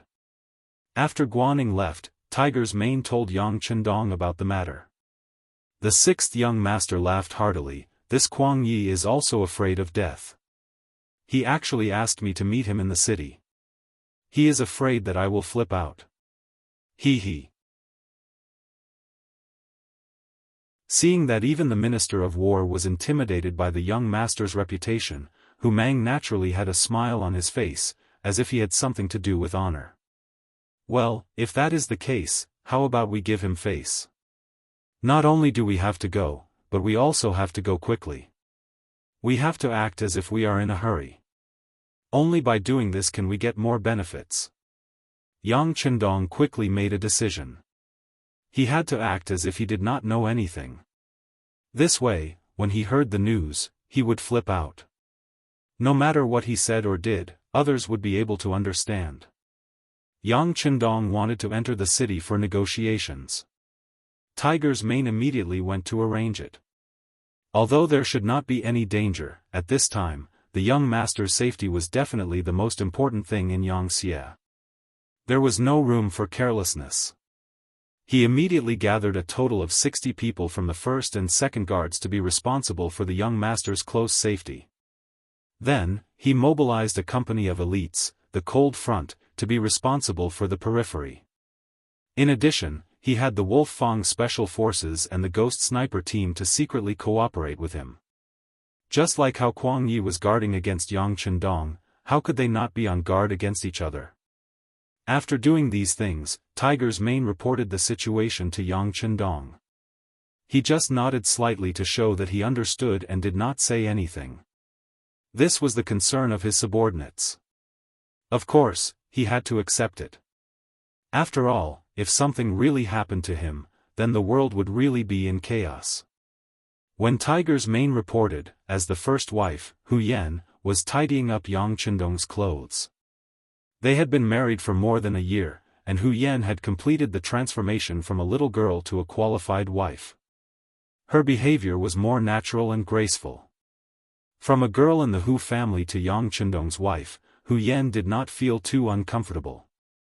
Of course, this was because of Yang Chendong's protection, but at the same time, it was also because there were no parents-in-law.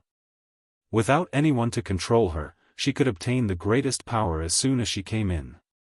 When she did things, naturally, she did not have to worry too much.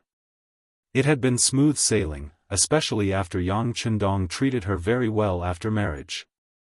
This made Hu Yan very satisfied. Even so, she still had a regret in her heart. That was, after such a long time, she was still not pregnant with her husband's flesh and blood. In this era, there were 3 ways to be unfilial, and the worst was to have no descendants. One could imagine how much pressure she was under.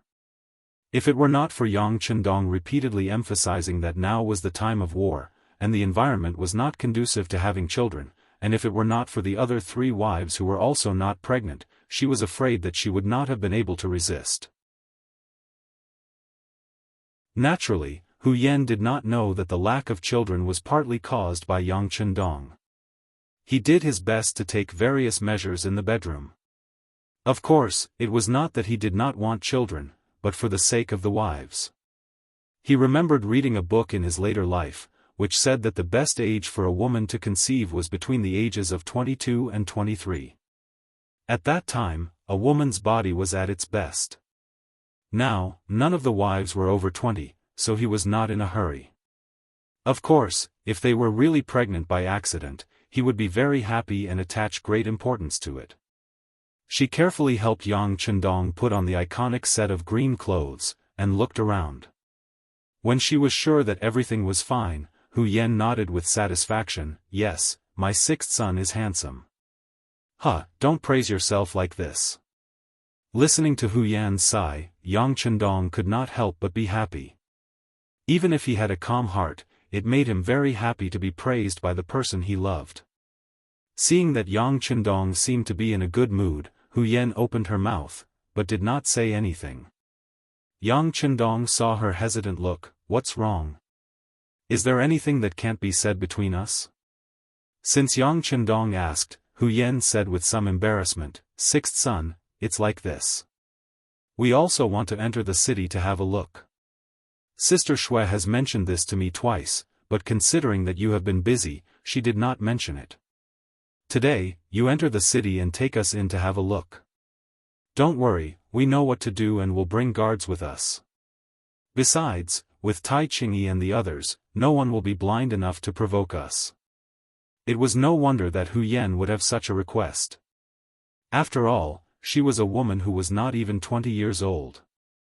At first, she was excited and curious about staying in the military camp every day, but after a long time, it was inevitable that she would feel bored.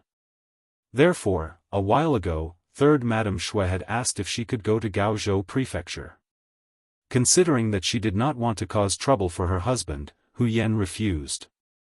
However, seeing that Yang Chendong was going to enter the city today, she wondered if she should go with him.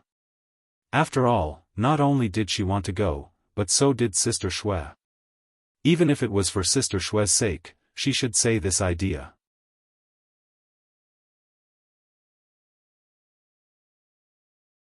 Chapter 444.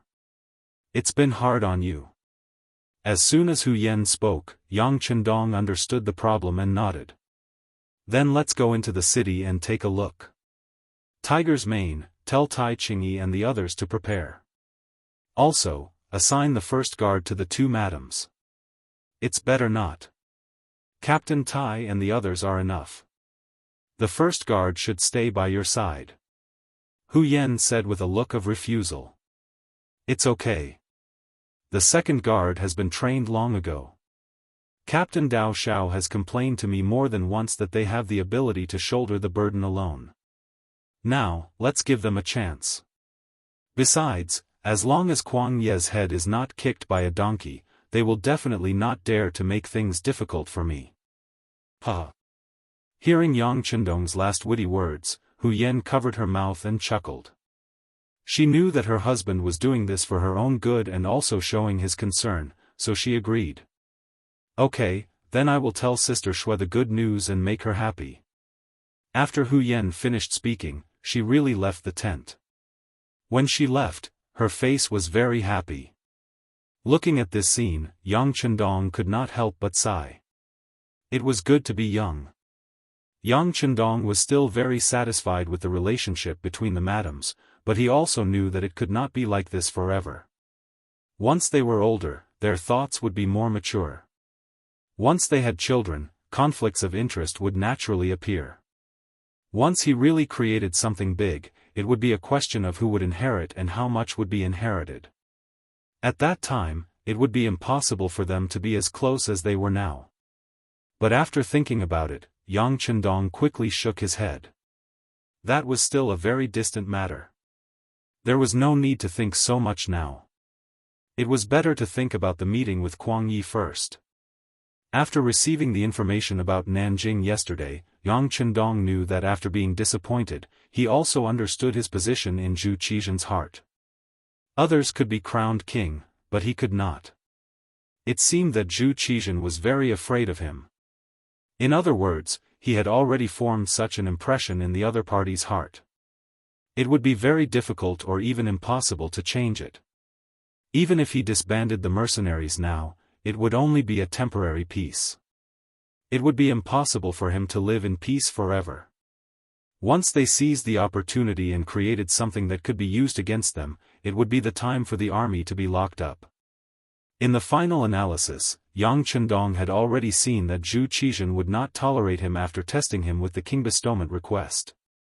Since that was the case, there was no need for him to harbor any illusions. He would directly reveal his powerful side. Even if it was to protect himself, for the safety of his family and loved ones, he had to have sufficient strength. Of course, even after going through all these, Yang Chendong's strategy still hadn't changed. That was to surround them but not attack. Even though the Great Ming Dynasty was divided into the north and the south, the majority of the commoners still managed to get by. During the early Ming Dynasty, the economy recovered and developed through the Hongwu, Jianghu, and Yongle dynasties. During the Renzong and Xuanzong dynasties, the economy prospered. During the Mingren dynasty, they stopped purchasing and redressed grievances. They paid tribute to the commoners and shared benefits with the commoners. They ordered for the troops to be stopped and for the commoners to be raised. They also stopped the treasure ships from going to the Western Ocean and stopped the royal family from purchasing jewels. These actions eased the social conflicts and allowed the commoners to recover. Productivity was developed, opening up a stable and prosperous era. After Ming Xuanzong ascended the throne, he quickly quelled the Han King Zhu Gaoxiu's rebellion and continued the Mingren dynasty's ruling philosophy. He implemented a policy of focusing on agriculture, helping the poor and punishing corruption. He continued to use the three yangs, helping the commoners, helping the poor and punishing corruption. This caused the Ming dynasty to be stable and the economy to develop quickly. During their reign, the government was clear and the laws were strict. The economy developed, the commoners lived in peace, and the society was stable. It formed the peaceful scene of the early Ming dynasty.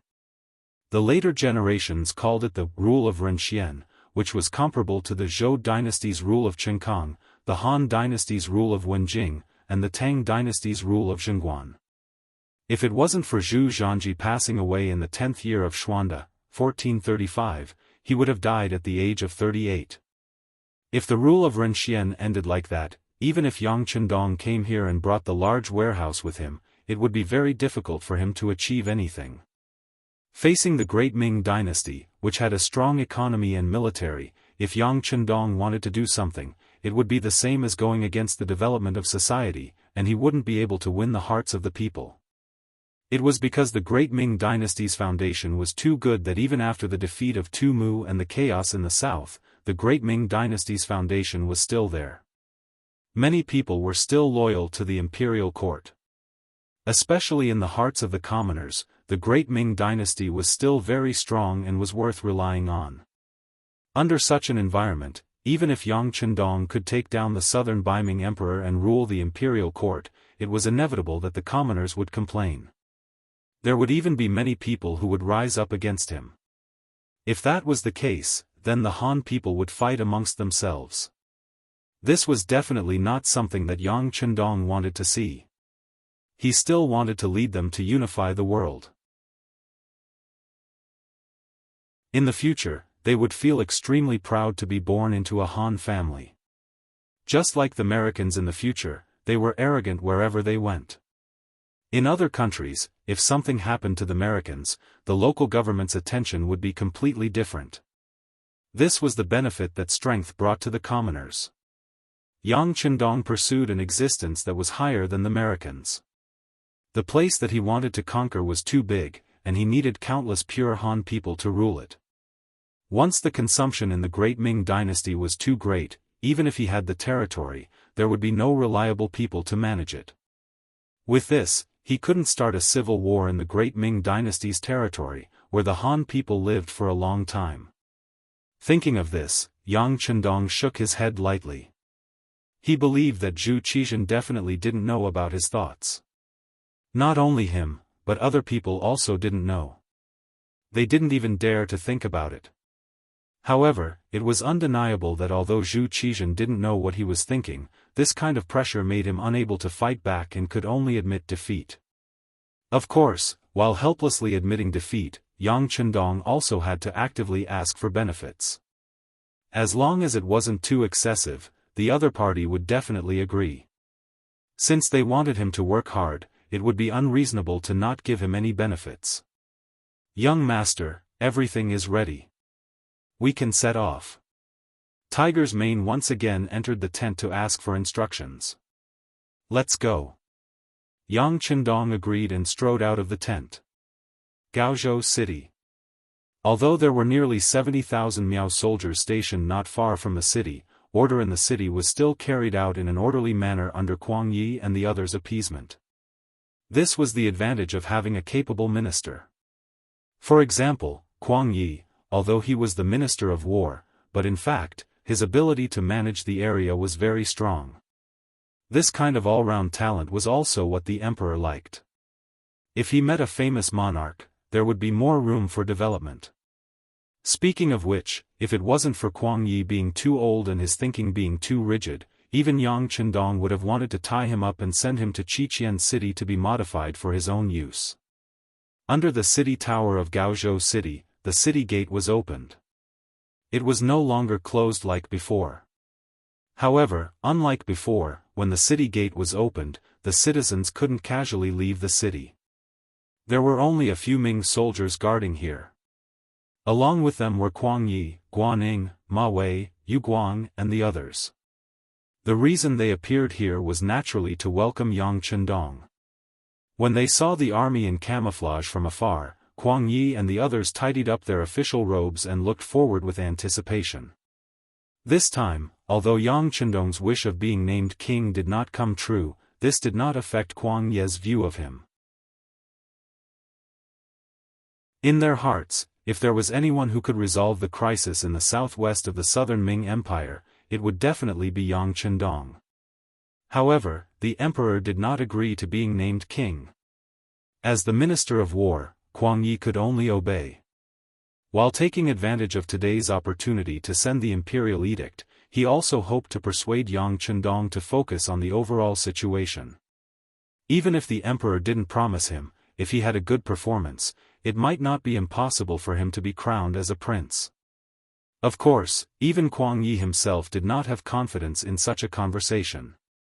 Even though he was the Minister of War and had the position of Grand Tutor of the Crown Prince, a lower rank one official, when he saw the iconic luxurious carriage arrive, he couldn't help but feel nervous. Although Yang Chendong was only 21 years old, in Kuang Yi's heart, he was someone of the same generation.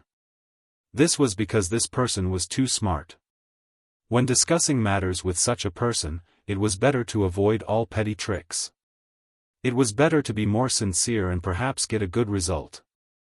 The luxurious carriage was getting closer and closer. When it was 300 meters away from Gaozhou City's gate, a company of elites had already rushed forward and took over the city's defense. After discovering that there was no danger, they made a gesture to signal that it was safe. Then, the luxurious carriage continued forward until it arrived in front of Kuang Yi and the others. When Kuang Yi saw how careful Yang Chendong was, he couldn't help but sigh in his heart. He knew that this was not because Yang Chendong was afraid that he would set a trap. Yang Chendong just wanted to use this method to tell him that their relationship was not as close as before. Even if he wanted to make a request, he should have some sense of propriety. In the end, the carriage stopped in front of Kuang Yi and the others. Then, the tall Beta Persei stretched out and opened the carriage's curtains. Then, Yang Chendong, dressed in green, walked out. Compared to the Yang Chendong he saw a while ago, this time, his complexion was much rosier and he seemed to be more energetic.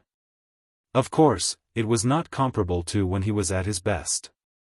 But the more he looked like he had just recovered from a serious illness, the more it could be used as proof that he had indeed been seriously ill before.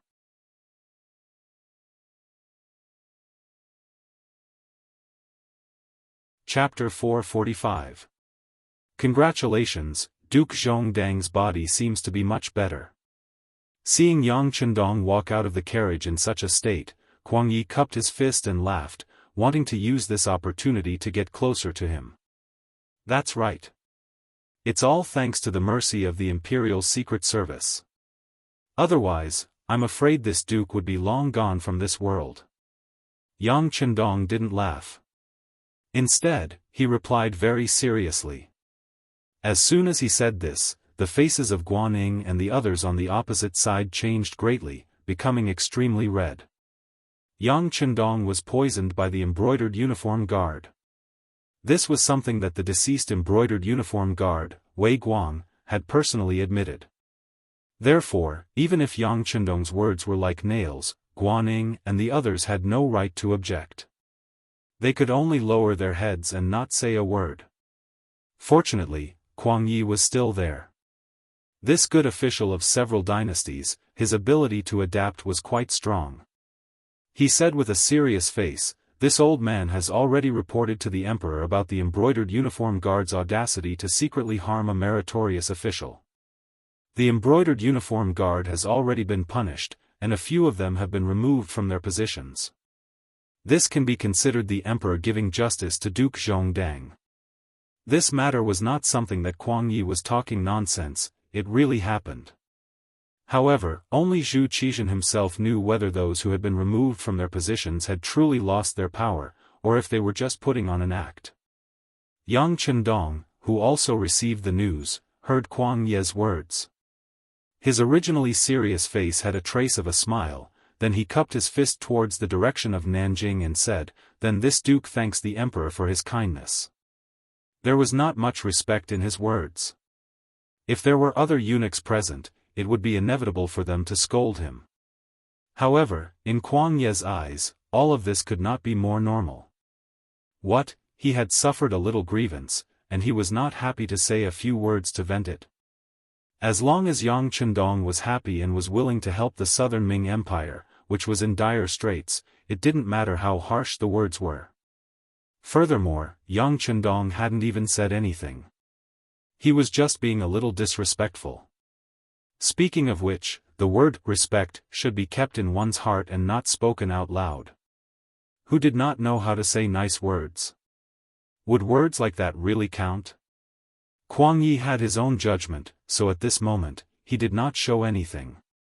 Instead, he generously made a gesture to the people behind him. Yang Chendong did not stand on ceremony and walked side by side with Kuang Yi. The two of them chatted and laughed as they walked towards the capital of Gaozhou. Naturally, there were hundreds of elites of Leng Feng following behind him. This time, for the sake of safety, Tiger's Mane allowed each of them to bring 2 basic sets of ammunition, which was 400 rounds per person. In addition, there were 5,000 to 6,000 rounds of ammunition in total. With such strength, even if the southern Ming army in the city wanted to do something bad, they would not be able to get any benefits. Not to mention, Yang Chendong had a large warehouse in his hands. How many rounds of ammunition and advanced weapons could he not take out? They entered the city, followed by Hu Yan and Lady Xue in the luxurious carriage. Tai Qingyi, the captain of the guards, led 20 female soldiers and the first guard, Qiu V's team of 30 people, a total of 50 guards, into the city. With such a team, as long as they did not encounter a large-scale enemy, there would not be any safety issues. Once something happened, as long as they could hold on for a short while, reinforcements would arrive immediately, and their safety would be guaranteed. As women, they naturally liked rouge and face powder very much. As Yang Chendong's wives, they already had all kinds of new cosmetics that could not be seen outside provided by the cosmetics factory in Qian City. However, since they were used to shopping in rouge shops since they were young, since they entered the city, it was necessary for them to make a trip there. It was just like how many people were used to eating big fish and big meat, so it was not bad to have a few light side dishes occasionally. Gaozhou Prefecture had experienced the chaos of the Huang bandits and was now surrounded by the Miao army. It was impossible to say that the business was not affected at all. Just like the current Gaozhou Prefecture city, because it was too troublesome to transport things in from the outside world, it caused the prices of goods in the city to skyrocket. Even businesses like rouge shops that weren't absolutely necessary were greatly affected. The prices were more than 4 to 5 times higher than normal, causing many young ladies and madams in the city to be unable to patronize them.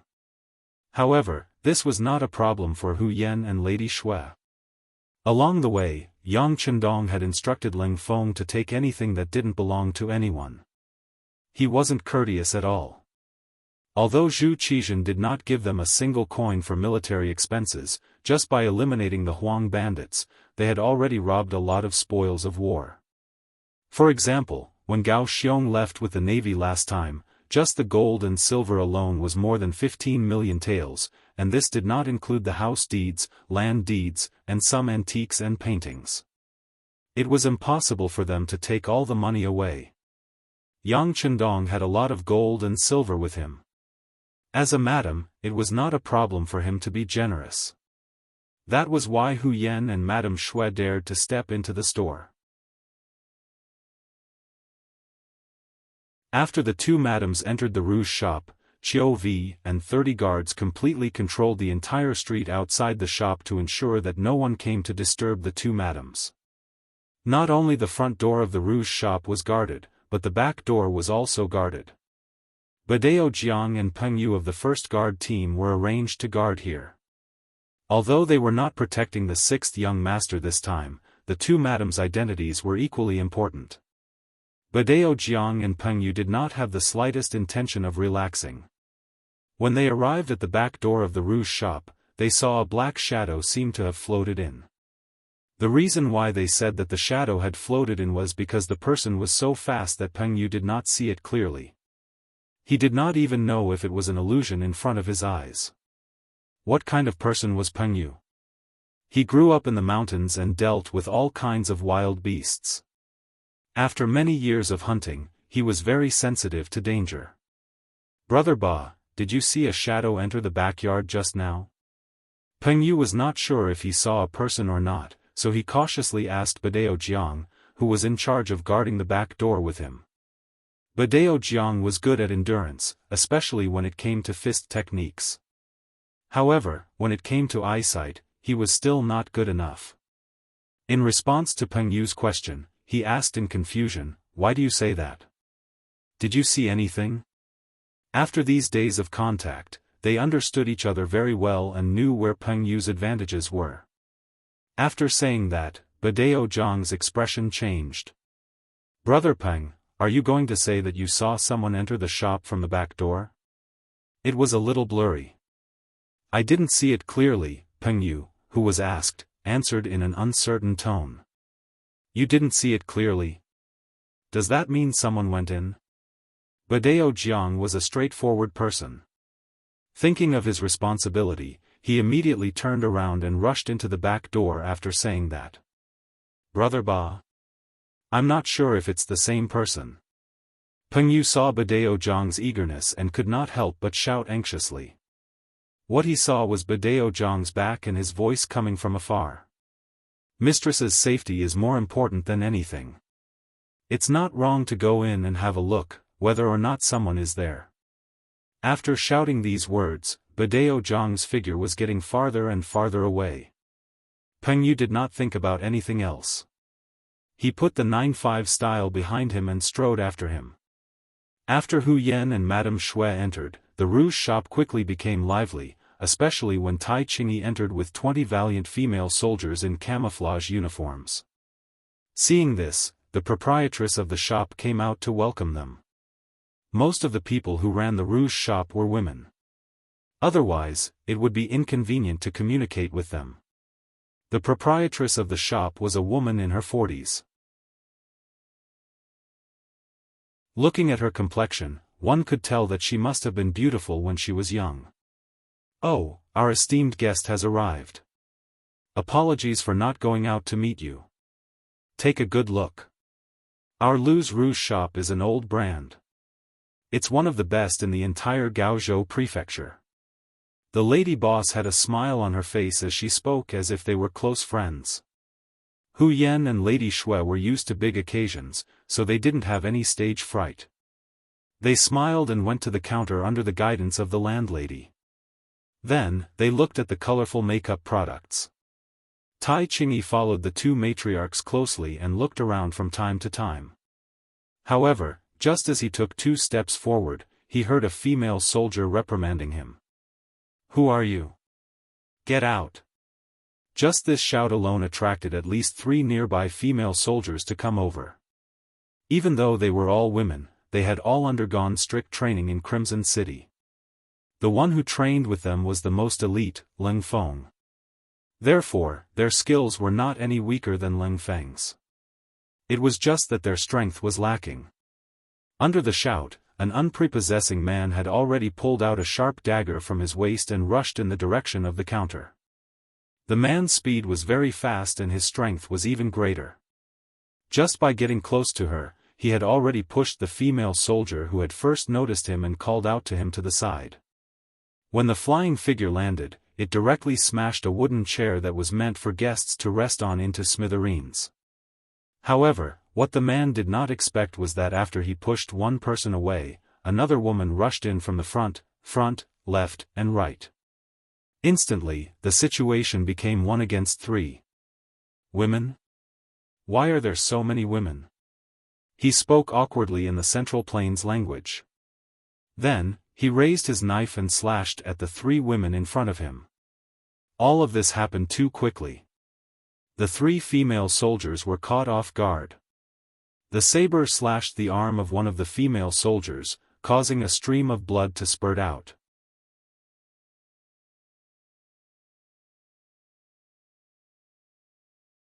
Chapter 446. With one successful move, the man flew up and kicked at the other female soldier. He thought it would be easy for him to hurt another person with this quick kick. However, he didn't expect that the person in front of him would move. His kick missed, and because he used too much strength, he almost fell to the ground. Taking advantage of his movement, the 3 female soldiers, together with the female soldier whose arm was injured, surrounded him again. It seemed that they would never let him take a step forward. At such a close distance, it was not a wise move to fire a gun. It was easy to hurt their companions. So, the 3 women used their fists and feet. They cooperated with each other and surrounded the man in the middle. Their fists and feet were like raindrops as they smashed towards the center. At this moment, another 4 female soldiers rushed in from the side, as if they were going to help the 3 women. The other 13 female soldiers and Captain Tai Qingyi surrounded Hu Yan and Madame Shui tightly to protect them. The fight in the store soon attracted the attention of Captain Xiao Vi, who was guarding the front door. At this moment, he had already rushed in through the front door with 4 sturdy guards and stepped into the rouge store. The timely appearance of Xiao Vi and the others made the man, who had been punched and kicked countless times, lose all hope of assassinating them. He had thought that the success rate of killing 2 women would be very high. However, it seemed that he had underestimated them. Since that was the case, he decided to run away. Where there was life, there was hope. Once the man had made up his mind, he decisively swung the dagger in front of him and threw it toward the counter. This alerted the enemy and caused the 7 female guards surrounding him to rush toward the counter. They would not forget that there were 2 matriarchs there. The dagger flew through the air like an arrow. However, just as it was about to reach the counter, Tai Qingyi jumped up and grabbed it in midair. His voice was heard before his body landed on the ground. "Go after him. Don't let him escape." Only then did the 7 female soldiers stop and turn around, wanting to give chase. However, after 2 breaths of time, the man was nowhere to be seen. Just when they thought that the assassin would definitely run far away, with a muffled bang, a figure flew back from the side door. After taking a closer look, who else could it be if it wasn't the assassin just now? After landing on the ground, the killer looked pained. Obviously, he was beaten back, and the person who hit him was so strong that he lost his strength for a moment. As soon as he landed on the ground, he wanted to stand up and fight, but 2 steel blades flashing with white light were already placed on his neck. Then, a sharp pain suddenly came from the bend of his calf, accompanied by a very light, crack sound. The person who kicked him was Xiao Vi, the captain of the first guard. Needless to say, his entire left calf was crippled by this kick. Chou Wu led his men to restrain the assassin. It was at this moment that Badao Jiang and Peng Yu appeared from the side door. Clearly, it was because of their timely arrival that the assassin was forced to retreat and heavily injured to the ground. Seeing that Badao River's Peng Yu had also come out, Captain Chou Wu nodded his head approvingly. Clearly, he was very satisfied with their performance. Then, he looked around with a serious expression and said, "It's dangerous here. Let's get out of the city first and send a signal to the outside." After Qiu Vi said that, Tai Qingyi led a group of female guards to cover Hu Yan and Madame Shui and walked out of the rouge shop. The landlady and the 3 waitresses in the shop were also carried out by the other guards. 2 guards escorted the killer, who had lost the ability to move his left leg, out of the rouge shop. However, just as the other guards were approaching them, suddenly, an arrow pierced through the air. Out of instinct, Qiu Vi shouted, "Protect the madam." Then, he led the others toward Hu Yan and Madame Shui. As it turned out, it was a false alarm. The arrow was not aimed at anyone else, but at the assassin. Because he was not prepared, the arrow hit him in the chest. In just a breath, the wounded killer died with black blood flowing out of his 7 orifices. The arrow is poisonous. Be careful, everyone. After Chou Wu stepped forward to take a look, his pupils suddenly shrank. Then, he shouted to the people around him. While protecting the 2 matriarchs, he pulled out a small pistol in his right hand and suddenly fired at the sky. The government office of Gaozhou Prefecture. This was where Kuang Yi was staying, as well as the place where he and Yang Chendong were discussing matters. When they arrived, Kuang Yi smiled and invited Yang Chendong into a small study room. They closed the door and cut off all contact with the outside world. There were no outsiders in the room. Kuang Ye's smile disappeared and was replaced by a look of guilt. He cupped his fist and said to Yang Chendong, "Duke Zhongwei, I am so incompetent. The emperor has sent a decree, but he did not immediately agree to confer you the title of king. Lord Kuang, what is the meaning of this? Please don't be like this. This duke is unable to accept it. Kuang Yi was so respectful towards Yu Jia. Most likely, he was only respectful towards Ying Zong." Yang Chendong, who had just sat down, quickly stood up and held Kuang Ye's arm. Kuang Yi let out a long sigh and said, "Loyal Duke, this old man has let you down. Don't say that. This is the Emperor's will and has nothing to do with you. But what's going on? Can you tell me clearly?" Yang Chendong let out a long sigh, pretending that it was the first time he had received the news. This. Kuang Yi first revealed a troubled expression, then stomped his foot and said, "Forget it, there are some things that cannot be avoided even if you want to. This old man will explain it to the loyal duke." Kuang Yi seemed to have gathered a lot of courage and told Yingzong about the emperor's decree. Especially when he talked about how important the title of king was and how he had to inform Baiming and get their approval, his tone became even more serious. The reason why Kuang Yi did this was to give Yang Chendong hope. A person can only do things well when there is hope in their eyes. If he really couldn't see any future, who knew what unimaginable things he would do? Now that Kuang Yi said this, how could Yang Chendong not understand what he meant? With regards to such words of comfort, not to mention himself, even the other party probably wouldn't believe it. He couldn't help but bitterly smile. "Minister Kuang, I am calling you Uncle Kuang. Do you believe what you just said?"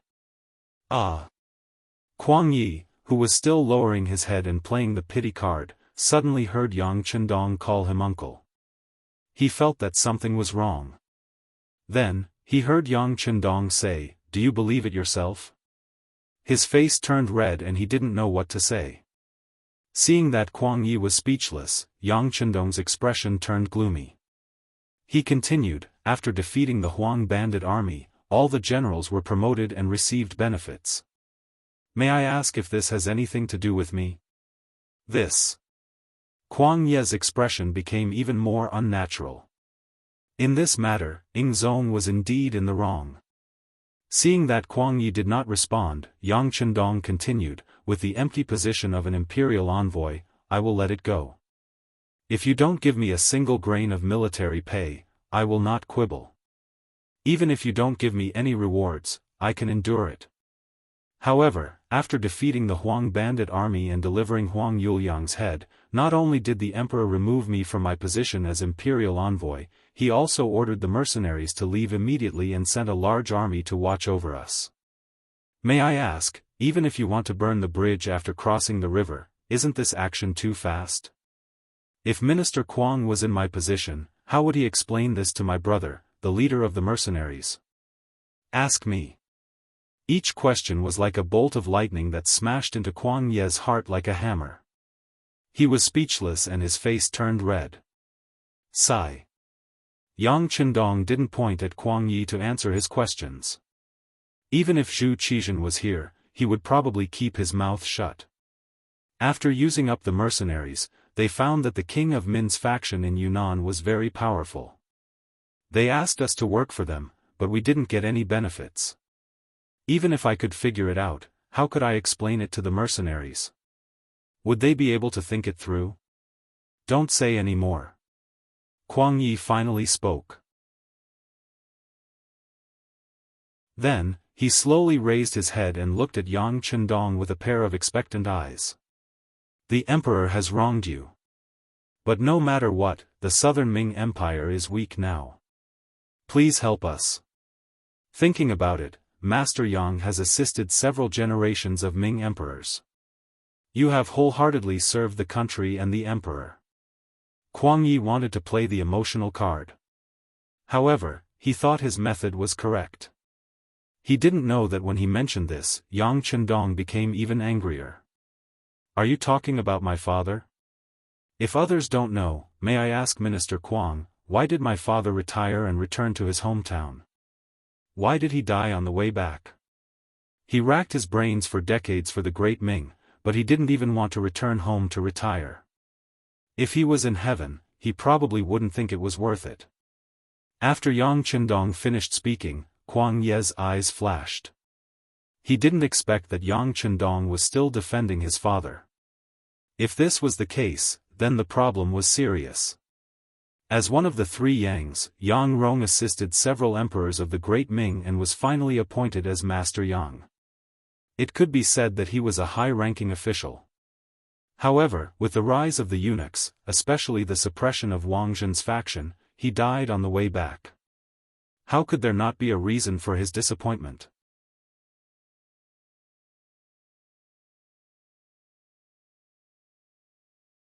Chapter 447. Because of this matter, Kuang Yi felt that it was unfair, but he only thought about it in his heart. After all, even if it was him, if he offended Wang Zhen, he would not have a good ending. However, so many years had passed after all. He originally thought that Yang Chendong would have forgotten about it, but now it seemed that he was still a son. How could he dare to forget about his father's matter? In that case, could it be that this person's resentment towards the Great Ming Dynasty ran so deep? If that was the case, then things would be difficult to handle. Some thoughts, once born, would be like demons haunting one's body. It was difficult to get rid of them. Kuang Ye's expression changed again and again. He was still trying to analyze what Yang Chendong wanted to do. But at this moment, the sixth young Master Yang spoke again. Forget it, that was a long time ago. Let's not talk about it. But Minister Kuang, do you think I will repeat my father's old path? Yang Chendong's face was very serious, which made Kuang Ye's heart tremble. Old path? Could it be that when one was old, one would be ostracized, oppressed, or even leave helplessly and die in a foreign land? This was probably an outcome that no one wanted to see. Thinking about it carefully, although Zhu Qizhen did not persecute Yang Rong with Wang Zhen, he really did not help much. He only carried out the slogan of not being punished. It was like this in the past. Now that Yang Chendong had become so powerful and feared, how would he be treated when he lost his power? It was no wonder that Yang Chendong wanted to be conferred the title of king.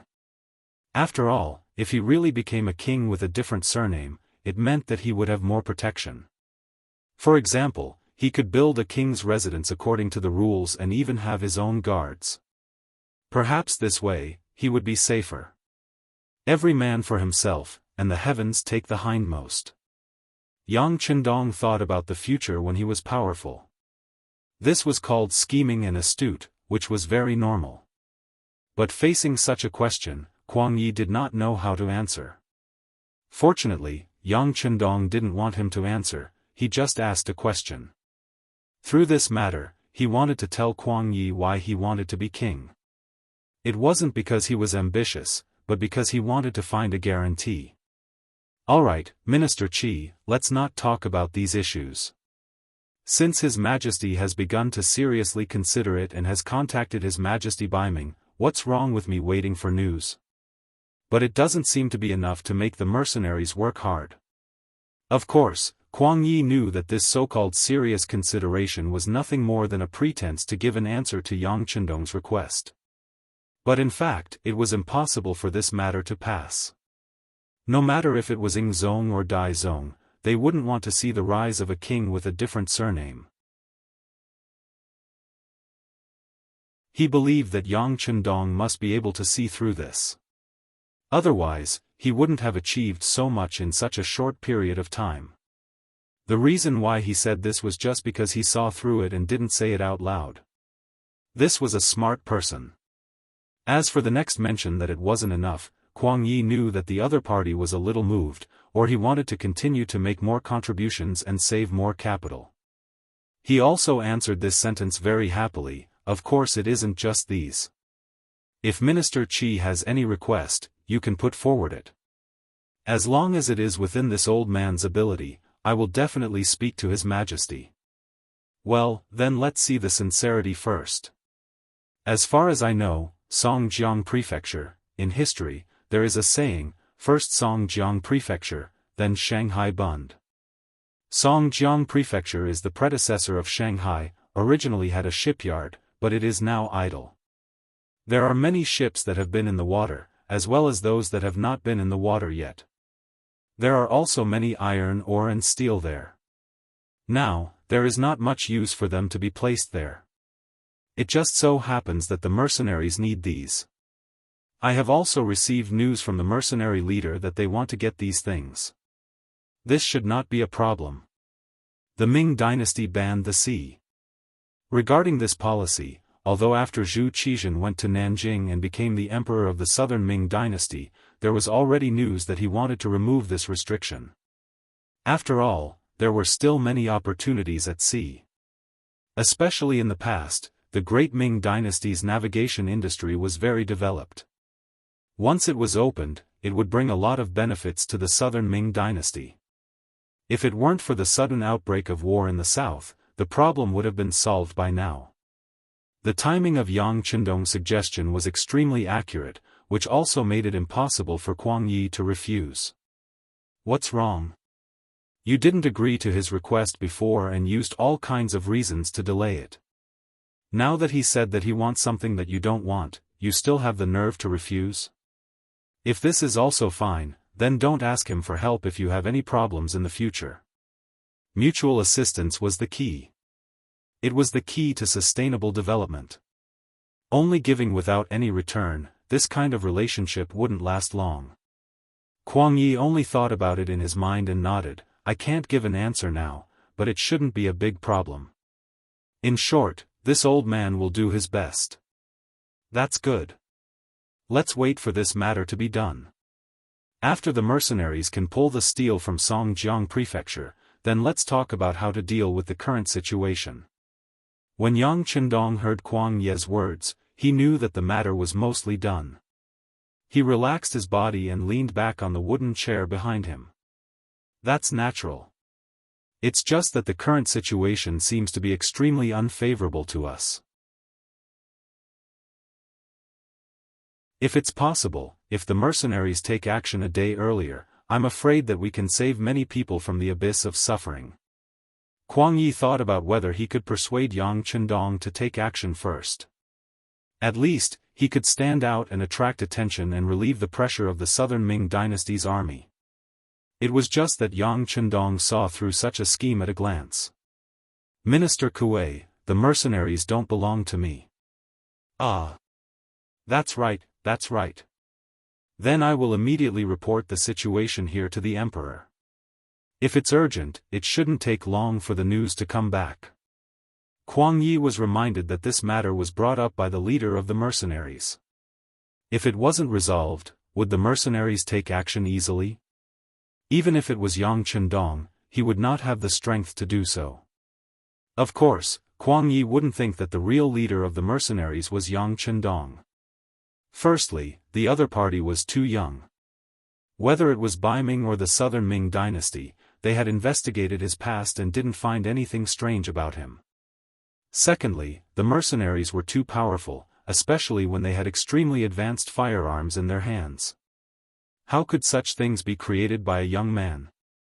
Although it was ridiculous to say that saving a life could command the mercenaries, no smart person would believe it. Most likely, someone wanted to borrow Yang Chendong's hand to make the mercenaries famous. But in the end, putting the young master of the Yang family in the position of the leader of the mercenaries was also unbelievable.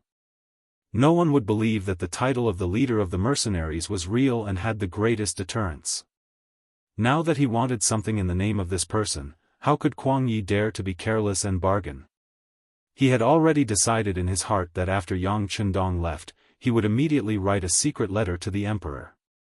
Moreover, he had to go quickly and show the leader of the mercenaries that they were very efficient. This would definitely be beneficial for future cooperation.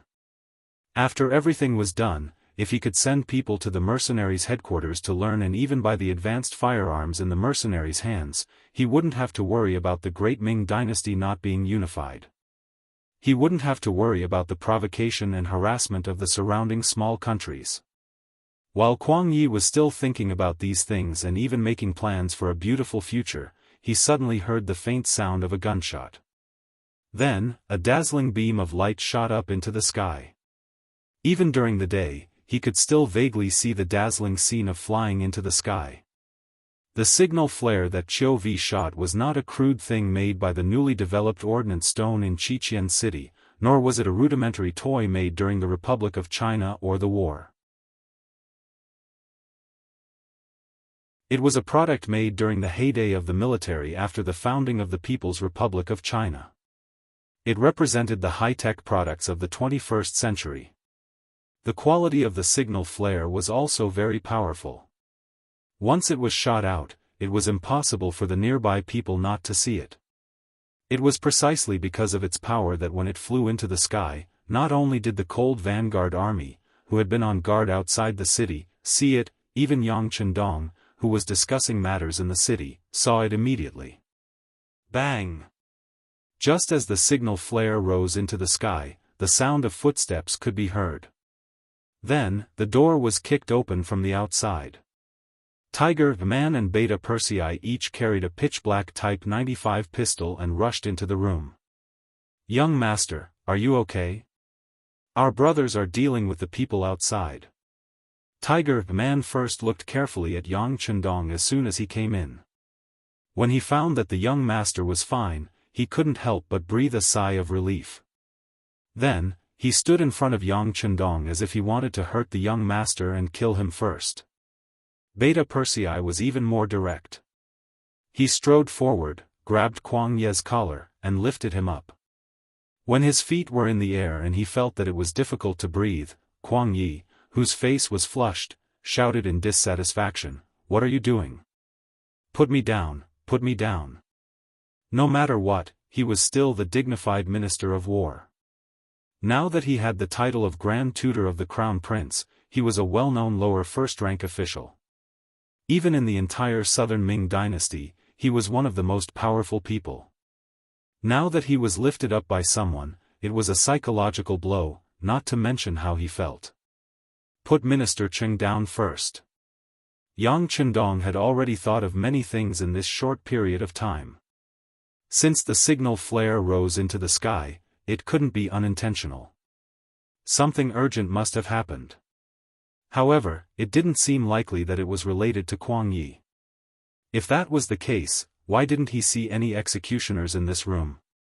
As long as an old man like Kuang Yi was here with him, even if he had just been cured of the poison, he wouldn't be a weak person.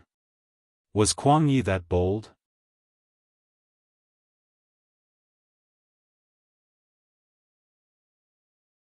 Chapter 448. Yang Chendong didn't believe that Kuang Yi had anything to do with this. At the very least, he shouldn't have been involved. That was why he asked Beta Persei to put Kuang Yi down. With Yang Chendong's order, Beta Persei reluctantly put Kuang Yi down. Kuang Yi coughed violently after he was released. Speaking of which, Yang Er's strength was really great. That grab just now didn't have the slightest intention of being lenient. If he hadn't let go in time, it was likely that he would have suffocated to death in just a moment. After a series of violent coughs, Kuang Yi, whose face was still a little red, asked angrily. "What are you trying to do?" Kuang Yi only shouted angrily. He didn't ask too much because he realized that something was wrong. If Yang Chendong really wanted to harm him, he could have done it the moment he entered the room. Why did he have to talk for so long, to the point that the matter was basically settled before he acted? He felt that there must be some kind of misunderstanding. "What are we trying to do? Let's see what your men do first," Yang Chendong retorted. Although he respected Kuang Yi and some of the things he did, when it came to matters of life and death, he wouldn't hesitate to kill. "My subordinates." Kuang Yi fell silent after saying this. Naturally, he didn't have the slightest ill will towards Yang Chendong. Especially when he still needed to ask for help, he wouldn't have any other thoughts. However, he couldn't control what his men wanted to do. If someone disobeyed him and wanted to do something, he couldn't guarantee that he wouldn't be able to do it. At least before he figured out what was going on, he didn't dare to make any promises. Kuang Yi didn't say anything, so Yang Chendong didn't ask. Instead, he calmly sat back in his chair and looked outside. He believed that since there was a chance to send a signal, it shouldn't be too urgent. He just had to wait for the news. As long as he was fine, the Yang family army wouldn't be in a mess and there wouldn't be any big trouble. Yang Chendong quickly sat down with a calm look on his face. This gave Tiger's Mane and Beta Persei a backbone and they were no longer as flustered as before. Although Kuang Yi didn't sit down, he had temporarily regained his freedom. When he saw this scene, he couldn't help but sigh in his heart. Not to mention other things, just this calmness alone was something that no young man could do. While they were waiting, the outside gradually quieted down. From the beginning to the end, not a single Ming soldier or general rushed over. From this point on, Kuang Yi sighed in his heart. How could he not, with his experience? He could guess that his subordinates had been subdued, or else, why would no one care about him, the powerful minister of the Ministry of War? Report. In less than a cup of tea's time, someone finally appeared outside the room in the inner courtyard. This person was no stranger to Yang Chendong. It was Ba Daojiang, who had joined the first guard squad not long ago. "What's the matter? Speak." As soon as he saw Ba Daojiang, Yang Chendong frowned. He knew that the first guard squad was assigned to protect his two wives today. Could it be that something had happened to them? Unconsciously, Yang Chendong's right fist suddenly clenched. He swore that no matter who it was, if anyone dared to have ideas about his wives or hurt them, even if it was related to the Southern Ming Emperor, he would never forgive them. Even if he was still not strong enough, even if he had limited military strength, insufficient population, and some of the foundations were not well established, he would still go crazy. Yang Chendong had the existence of a large warehouse. If he was forced into a corner, he would show everyone what a real cannon was, what a human meat grinder tank was, and what a high-altitude plane was. Yang Chendong's anger was conveyed through his tone. Ba Daojiang, who was half kneeling on the ground, felt a chill run down his spine. Recently, he was fortunate enough to become a member of the first guard squad and had more opportunities to interact with the sixth young master. It was because of this that this person who was younger than him always gave him the impression that he was very kind. It was hard for him to get angry, and even if the sky fell, he would not change his expression. However, now that he was so angry, it was as if he was a completely different person. Ba Daojiang's mind could not help but be in a mess. However, after all, he had been in the Jianghu for so many years, so he still had the basic skills to calm himself down. More importantly, he was now one of the sixth young master's men, and he was the kind that was fully trusted. With that in mind, Ba Daojiang tried his best to remain calm. Then, he recounted what happened in and outside Lu Shi's rouge shop. Assassination. Fortunately, they were fine. After hearing this, Yang Chendong heaved a sigh of relief. However, his tone was still strict. Are the two madams safe now? Has the army entered the city? Replying to the sixth young master, the madams are very safe. They are under several layers of protection and will not be in any danger. 1st Battalion Commander Wu Sheng has already led the army into the city and is taking over the city's defense. Ba Daojiang reported what he saw along the way, as well as what Captain Qiu Vi had told him. Unexpectedly, just as he said this, Kuang Yi suddenly spoke. That's impossible. I didn't hear any killing. The city's defense is also so tight. How did your army enter the city? Kuang Yi naturally did not believe it. This time, he had been very careful when he summoned Yang Chendong for a meeting. The generals below were also afraid that Yang Chendong would flip out, so they had arranged everything beforehand. After Yang Chendong and the others entered the city, they had tightened the defense. General Yu Guang was personally standing on the city wall to prevent any accidents from happening.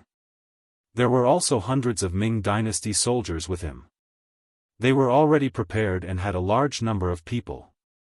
How could they be taken down so easily? The key was that there was no sound of movement. This was something unimaginable. Kuang Yi did not believe it.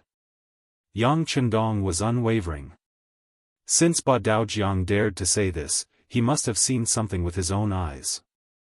As for whether or not they could complete this mission, he was not worried at all. During this period of time, the Lengfeng soldiers did not have any specific training.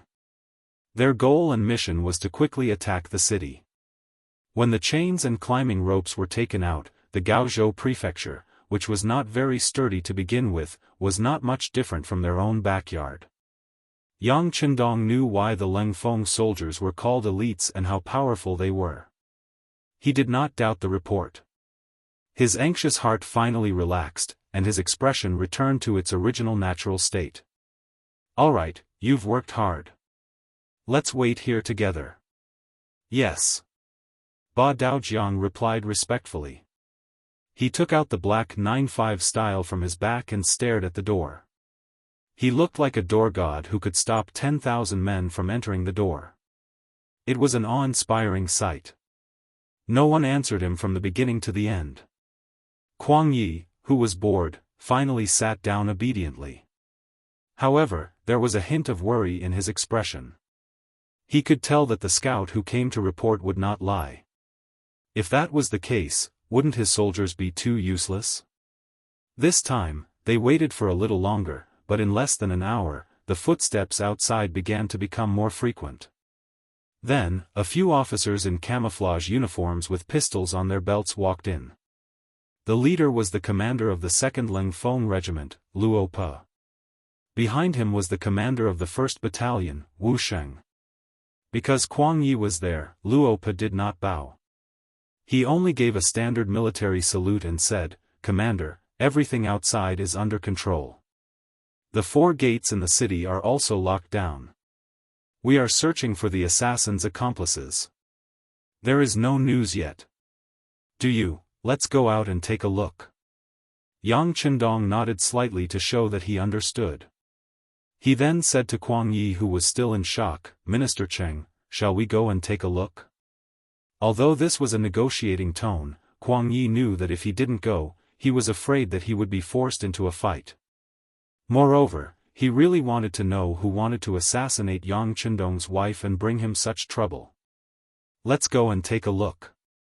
If the assassin is my subordinate, I will definitely give the Duke of Loyalty a satisfactory answer. Kuang Ye's words were very smooth. It was obvious that he had made up his mind. If the person who did this was really his subordinate who made the decision without permission, then he really didn't mind killing a few people to satisfy his appetite. Yang Chendong wanted Kuang Ye's attitude. Just like how Kuang Yi could not fall out with him, he did not want to fall out with Kuang Yi either.